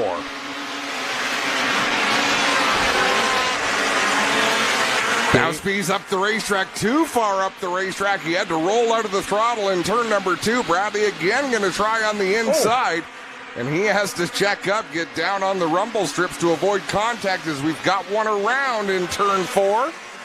And that'll bring out a caution. Again, caution laps will count.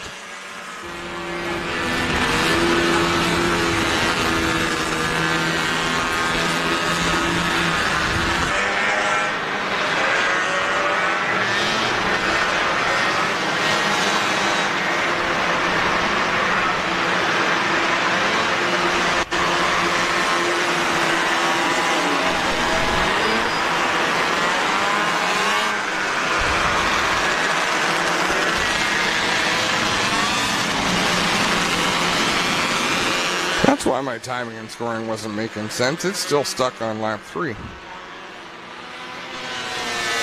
Hey, that's better.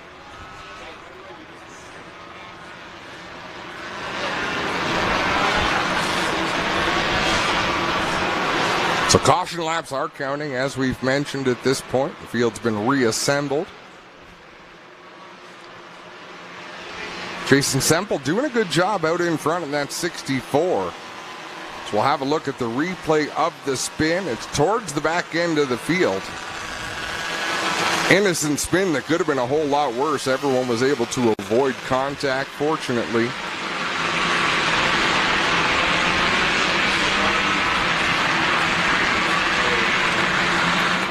Nick Spees in that 77. He's had some exciting moments in this feature event. That car's been sideways a couple of times. It's been way up out of the groove, and the only thing he hasn't done, Charlie, is lifted out of the throttle.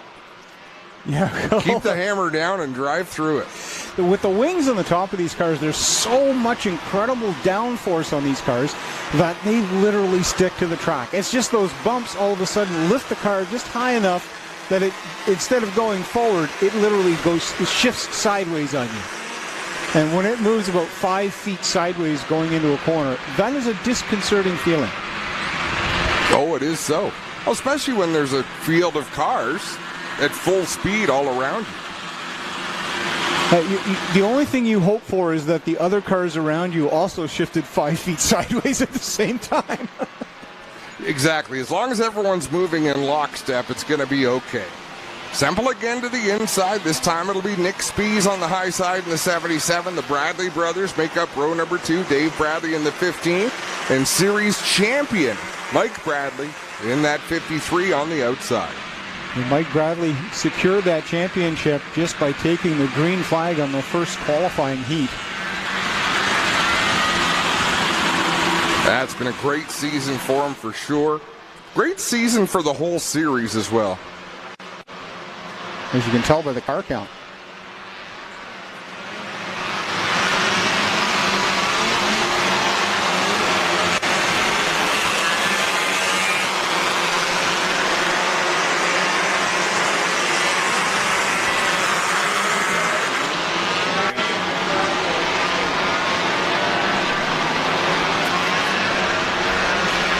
Floor Coverings International Peterborough Speedway pace truck dips down on the infield.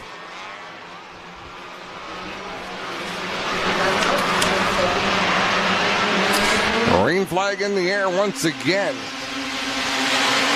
Semple leads the way across the line. Spees drives it deep into 1 and 2. Good line through turn 1. Able to keep it down in the black off of 2 and maintain a good head of steam.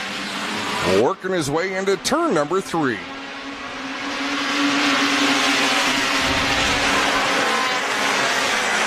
Spees again to the high side. Sorry, Charlie, in 1 and 2. I was just going to say, Semple setting the pace out there. Spees seems to be catching up to him as they come across the line. He's only about 2 car lengths behind him. There's the 15 of Bradley, Dave Bradley, and Mike Bradley not too far behind. Those are your top 4. And something we talked about earlier, Dave Bradley in that 15, that car does seem to get better as a run goes on, as he makes a move for the second spot, gets a run to the inside of Spees, and he's going to clear him this time in turn number 4. Let's see if he can contend with Semple out in front in that 64.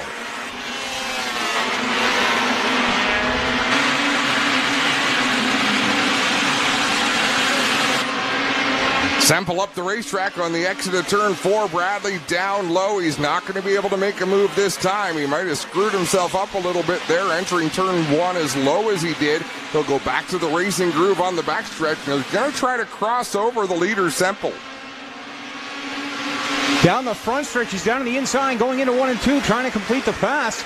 Bradley makes the pass. He's your new leader, Dave Bradley, down the backstretch. Right along behind him, it looks like, is that his brother Mike? Mike's back in that 4th spot. Well, it's the 77 Spees. Yes, Spees is second. Jason Semple there in 3rd. The top 3 nose to tail. Then a number of car lengths back to Mike Bradley. As laps are winding down, we're down to 3 laps to go in this one.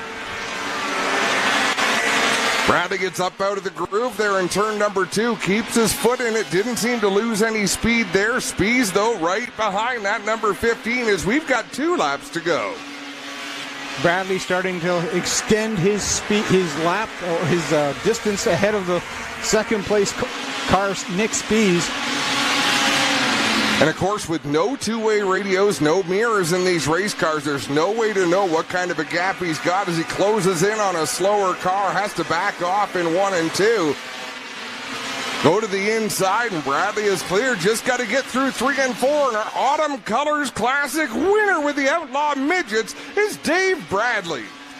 Dave Bradley, Nick Spees, the 77 coming up in second. Trouble, that would look like the 62 of Rob McCall. Went a little squirrely in turn number 1 after the finish line, so I believe he still finishes in 4th. Mike Bradley finished 3rd. And it looked like Richard Woodland round off the top 5. Did Mike get up to 3rd spot? I thought he was 4th on the track, but he is our series champion. So it's going to be Bradley's in the winner's circle. Our champion, Mike Bradley, will be joining his brother Dave Bradley at the Dart Heating and Air Conditioning Victory Lane for the Outlaw Midgets Racing Club, sponsored by Canadian Tire, Innisfil, Dayco Power, Falcon Fire and Service, and NDTgroup.ca. Dave Bradley doing some donuts down there in the grass. Well, he is an Autumn Colors champion. And to be joined with his brother as a series champion. It's not a bad pair of trophies to take home. No, that'll be a great celebration. The two of them were both on the podium last week at Flamborough Speedway as well, so really hitting their stride late in the season. And Ben is going to be conducting our Victory Lane interviews here tonight. We finally get to put him to work. Dave hops out of his 15 machine, waves the checkered flag. An incredible run by that 15 machine.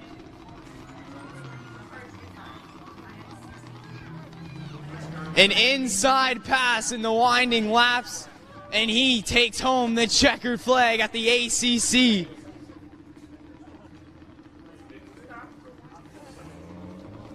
A spirited run. A few different drivers had their opportunities to contend for the lead. Bradley looking over to the right to see where his brother wound up.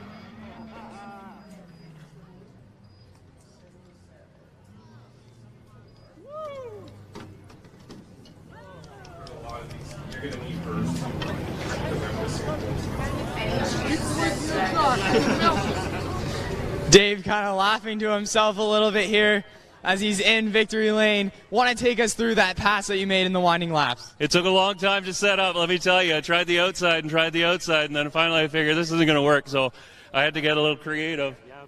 Yeah, win the race and win the championship for BBR. That's an amazing day. And his fall colors is the one that everybody wants to win, but yeah, cut it down hard off of 4 and just got a run, and Jason gave me ample room on the inside. So yeah, he held his line and through the first half of that race, and he was a tough man to pass. But wow, this feels good. You were a fast car all night long. Was there any adjustments you had to make before the green flag dropped? A little bit of air pressure here and there just to get it to stick. I was hoping to settle it down through the bumps a little bit. That didn't really work, but that's okay. We made it work with what we had. And, you know, I got to thank my brother, my mom, my dad. They worked tirelessly in the shop putting this car together and maintaining it all the time. We got to thank our sponsors. We got RBM Carriers, Ambient Air HVAC Design, stickers and scuffs on board. Fuel Media Lab, Ryan's Custom Machine. We have a whole team helping us out. So, yeah, it's a hoot to drive these things, but, man, I'm out of breath. Peterborough, get loud for your Outlaw Midget ACC feature winner. It's Dave Bradley.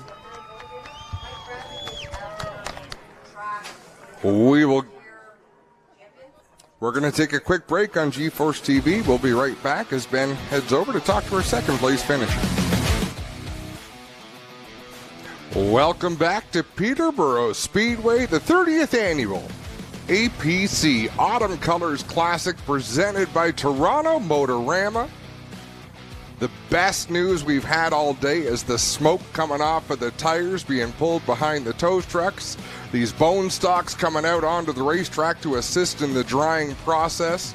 And we are moments away from lining these B-main cars up in the bone stocks and running our first event of the afternoon. Once that B-main is completed, the features are going to go off. This is the planned order.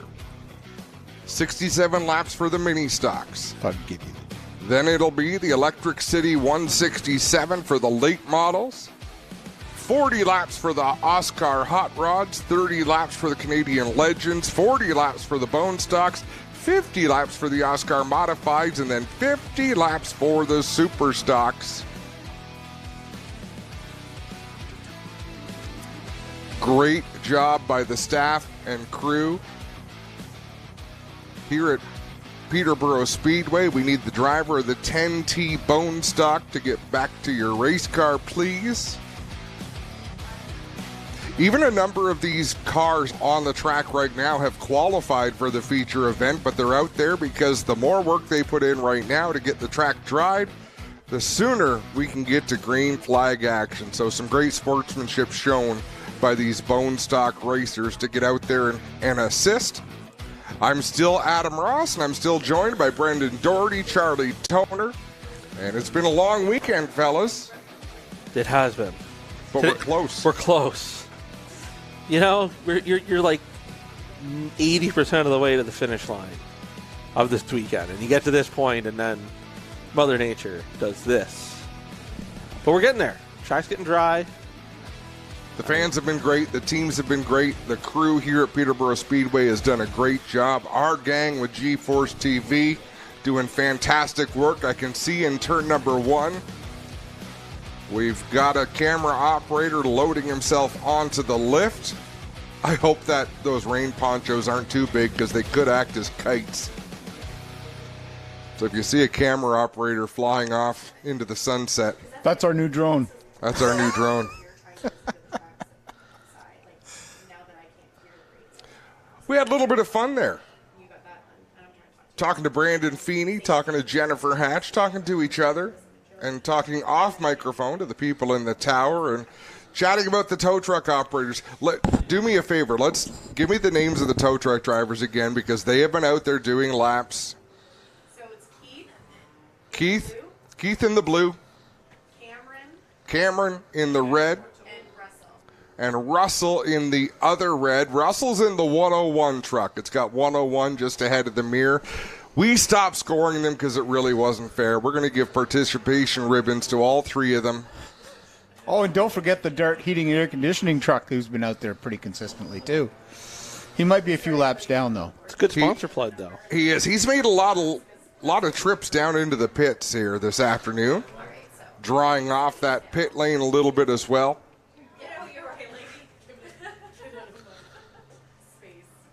And we are fixing to go racing. We can see the flagman down on the inside of the racetrack having a walk around to assess the situation.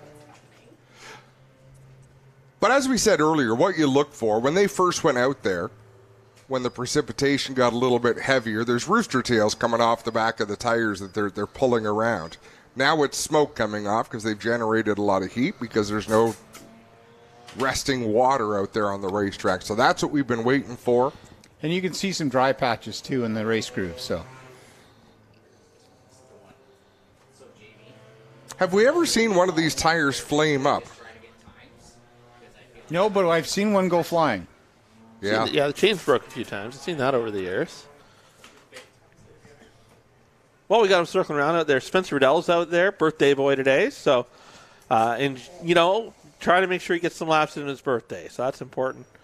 We appreciate him helping us out, getting the track dry. We got the 10T now rolling to the track. So I believe no matter what, all of our B-main cars are out there rolling around driving the track now. So that is a good sign. So then when we are ready, they're already on track. We don't got to find them. Oh, for sure. Stack them up, get the pace truck out there. And these laps are horror on a set of tires. Like if you look at these tow trucks later, the tires will be cambered off from all the left turns they've done. You can see the cars picking up the pace a little bit too, getting on the throttle, making sure things feel good out there. To you fans who have stuck it out, thank you so much. We're going to try to reward you with a great show here this afternoon. I think I got darts. Alex Stewart out there in that Terry Labonte look-alike number 16. I always like the look of that car and the paint scheme. And they get faster and faster the longer they talk. So if we're ready for a break, Spencer, don't know if we are or not, but let us know as the crews are headed down with some tarps. I don't think he's a Playboy bunny. Well, he's wearing the shirt.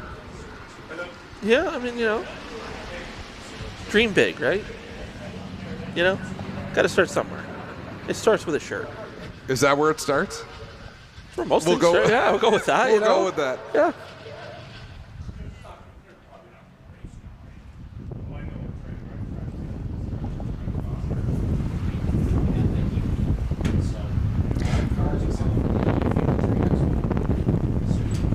It's interesting seeing the drivers all gather down around there, chatting away.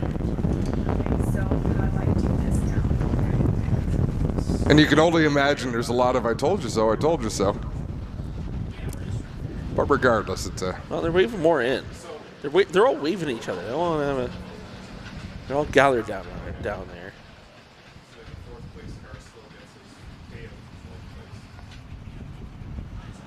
Watching the tires being pulled behind the tow truck, which has been something fun we've been doing for the last couple hours. There is still warmth, like the track is not completely gone. You can see from them towing the tires around there. There's still smoke, there's still heat in the tires. They can build some heat in the asphalt.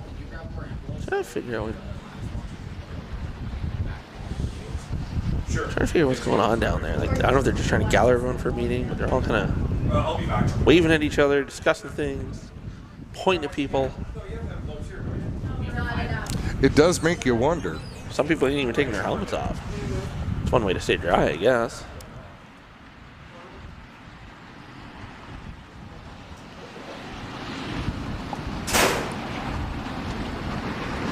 Well, these cars were all ready to do battle for 67 laps. And now they wait.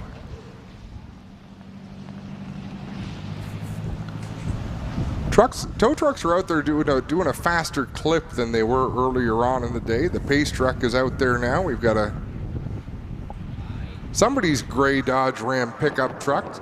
Got a new cast of characters out there working on drying this racing surface. Everybody doing their part, trying to help. So.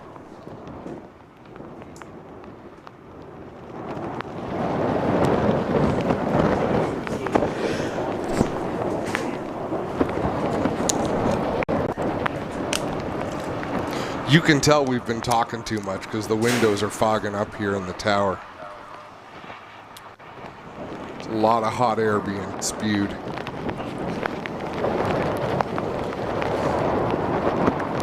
Jim's playing nice, which is not often your style, Jim. So usually when you have an opportunity to take a shot, you're in there for it, my man. Go for the kill. Yeah. When you have the shot, you got to take it.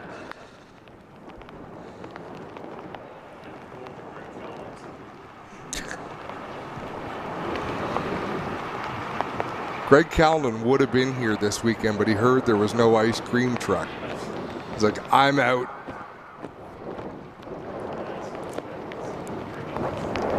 It had to happen sooner or later. As our camera operator extraordinaire, Jackson's gone for a run. He's coming over to this side of the racetrack. And we'll continue with the track drying efforts. And what is the final stock car race of the year? Well, I believe Flamborough still has another enduro, don't they? I think so. But just an enduro. But for most of these teams here today, this is their final outing of the season before the long Canadian off-season arrives. Gives us time to watch hockey and football.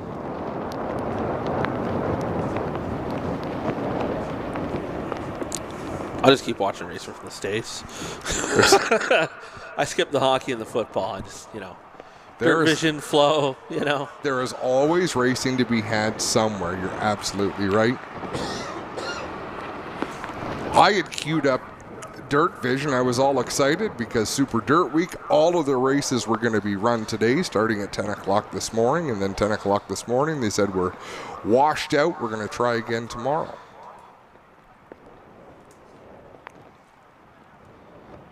And it's not like a holiday down there for them either. So I know I've seen some teams post. I can't remember who.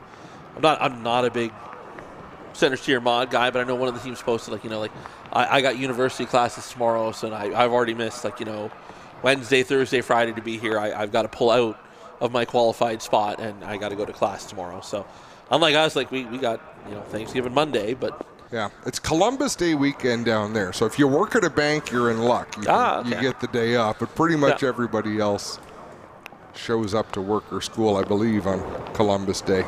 Yeah, I just spent some time with a couple gentlemen up from Kentucky, part of a training thing through work, and they had a whole 18-wheel they brought up and everything, and that's what they were, it's like, oh, you guys got Thanksgiving this weekend. It's like, Thanksgiving ain't in October for us. I'm like, I'm aware. But they thought it was very strange of us to continue our October tradition of Thanksgiving versus their November. It's a foreign concept. Yeah.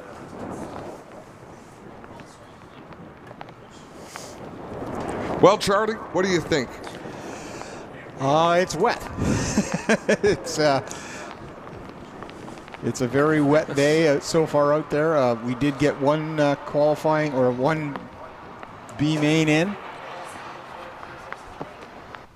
And we've had a few feature events this weekend. The OMRS Modifieds. We've had one Legend Car feature, an Outlaw Midgets feature.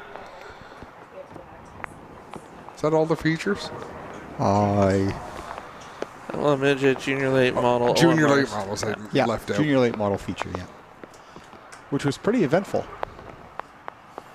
It had some action, that's for sure. We showed that a little bit earlier on in today's stream.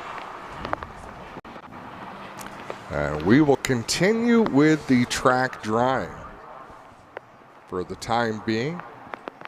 Again, we got the B main in for the bone stock, so all of the feature fields are set for the 30th annual APC Autumn Colors Classic presented by Toronto Motorama.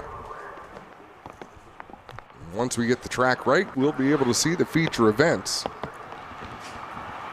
7 of them are on tap for here this afternoon. But let's take a break here on G-Force TV, and when we come back, we'll give you an update from Peterborough Speedway. Tiffany Gate Fresh Gourmet. Our savory potato sides can be prepared any way you like. Serve warm or chilled, as a main or as a side. Tiffany Gate Fresh Gourmet. Create your way to great taste. Rev up your engines and get ready for some high-octane action. G-Force TV is your one-stop destination for all the best racing action across Ontario. With free live coverage of the ABC Series, Bushwick Speedway, Southern Ontario Sprints, and much more. You won't miss a single moment of the excitement. Whether you're a die-hard fan or a casual viewer, G-Force TV has everything you need to stay up to date on the latest racing news and events. Head to our website at gforcetv.net and start watching today. Get ready to experience the NASCAR Pinty Series Power Hour. Join your host and wingman, Cam K, every Monday night at 7 p.m. on G-Force TV for an hour of non-stop excitement and in-depth analysis of the hottest racing series around. From the latest race highlights to expert analysis and insider commentary, you'll get an exclusive look at everything you need to know about the NASCAR Pinty Series. Tune in for the NASCAR Pinty Series Power Hour, the ultimate destination for race fans everywhere. So tasty, drive me crazy, crazy, ain't nothing I can do.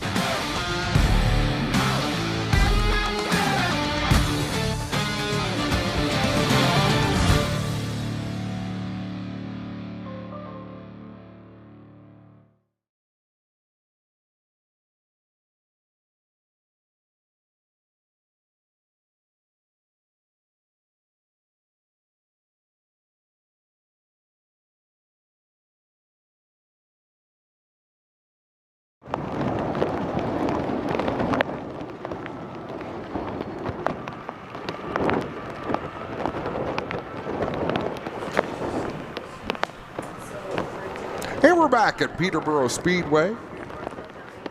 Some of the crew members that have been down to cover up their race cars heading back to the pits, and it's really unfortunate if what we're hearing is correct, that the drivers had a meeting in the mini stock class. They weren't ready to go out, and they cost a lot of time. If the cars were on the track, the moisture doesn't take effect. Now, granted, we're not going to go racing when things aren't right, but that really ticks me off. Yeah, I mean, we had a window, right? I mean, we had a window with no rain. We had a window with a dry track, and, you know.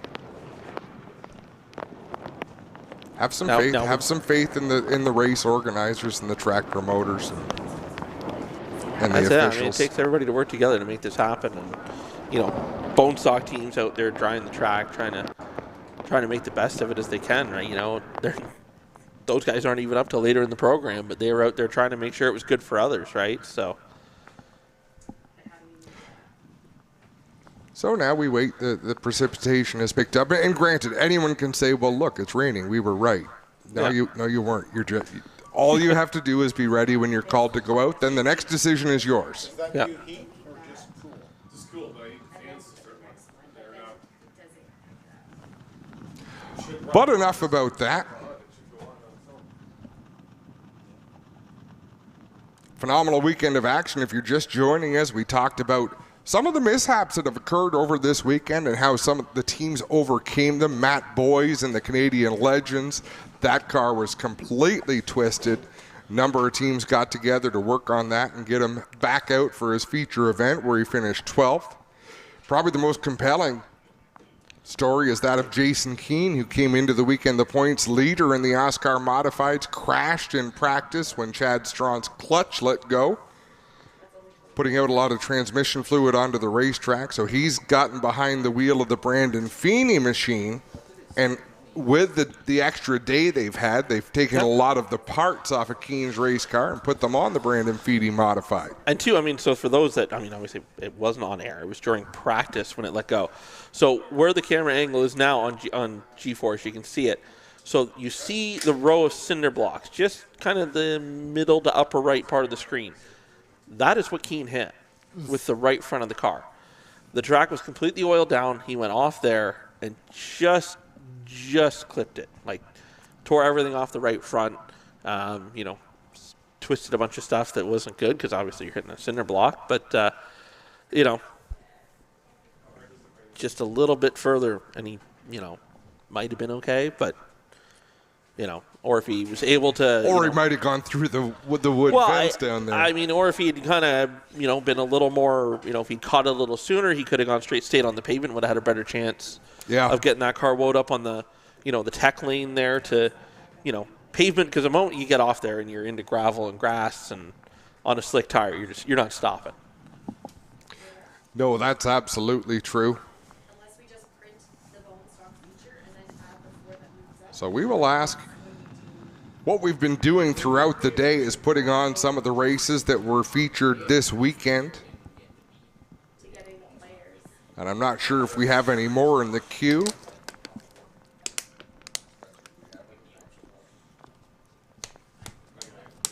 As some of the equipment coming off of the track, and you have to wait for the rain to stop. There's just no point being out there while the rain is ongoing. Yeah, just circling around, wasting fuel, wasting energy.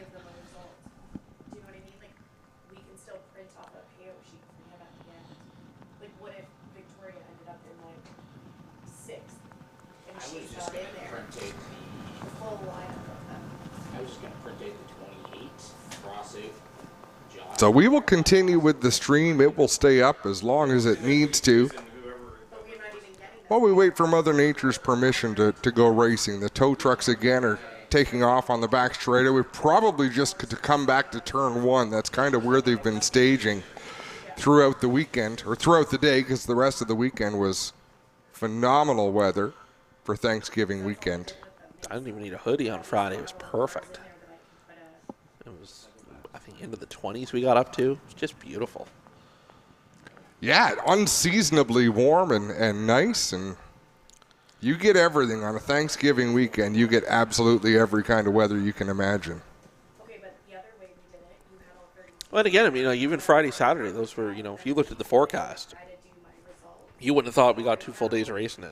There was no way, going to bed Thursday night, waking up Friday morning, you thought, like, hey, this is going to happen. The forecast wasn't great. So, I mean, we've gotten this far, and then, what were you going to do this morning, right? Everybody's here. We've had 2 days of racing. We got all the qualifying in.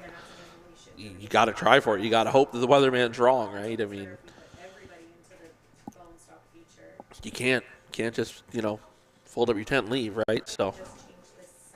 No, exactly. And boy, oh boy, you talk about stories you talk about over the years. There's been stories of rain, snow, sunburns, windburns, being chilly, having more layers on than you thought you could slide over your head to put on. That's just what this event's made of. Yeah, I mean, I remember the first year I worked the colors, I worked pit road. It was sunny, it was warm, it was breezy. I came off of pit road looking like George Hamilton. I was rather red in the face. That's a great reference. Kelly Balson, he found that. Nice. He sent me the picture. And you didn't know who he was before? No, I had no idea before that moment. So he was one of the first people ever to be famous just for being famous. Yeah. I don't know what he did. So the end of the night, like, I'd been down there from 1 o'clock through till 8:39. We go back to the Balson motorhome. We're sitting there, and one of Kelly's friends comes into Kelly's camper. He'd missed the entire day of racing. He had indulged very hard early in the day, slept through the entirety of the program, comes in, sits down on the couch in the motorhome, looks at me, who is completely sunburnt, windburnt, exhausted, and just goes, "Have you been in a tanning bed?" just straight face, Yeah, that's how it goes. I mean, I competed here in 99 and 2000. 99, as I recall, was comfortable. Had a good night. Always felt good on this racetrack. 2000, I think I had ice cubes for tires that year. Like, I've never felt so out of control in all my life. Clinton Jeffrey has blessed us with his presence up in the tower. Wow. To what do we – yeah, it's the button on the left. I don't use these controls, so I don't normally know. Just so a bit of a stream update. We're killing time here in the weather, so we're going to shut down the stream now for 1 hour until 5 p.m. We'll come back at 5 p.m. It's going to take at least close to that to get the track going, and then we'll come back with a plan of action on where we are. So track crew's doing all they can, as you see, but our guys are just out there getting wet for nothing. So we're going to bring them in, get them a dinner break, and we'll be back live. So all our viewers at home, soon, sign back in at 5 o'clock, and we'll give you an update on where we are, and hopefully we're going racing with the finale of the weekend here. So that's it. And the fans here, hunker down in some shelter, go out to your cars, do what you need to do. Buy some brownies. Are there still brownies, JP? I hope so. He hopes so. That's one thing about Peterborough. The food is awesome. The food is fantastic here, so do what you got to do. We will reconvene at 5 o'clock and have an update. Until then, do your thing, and happy Thanksgiving, and we'll be back in an hour.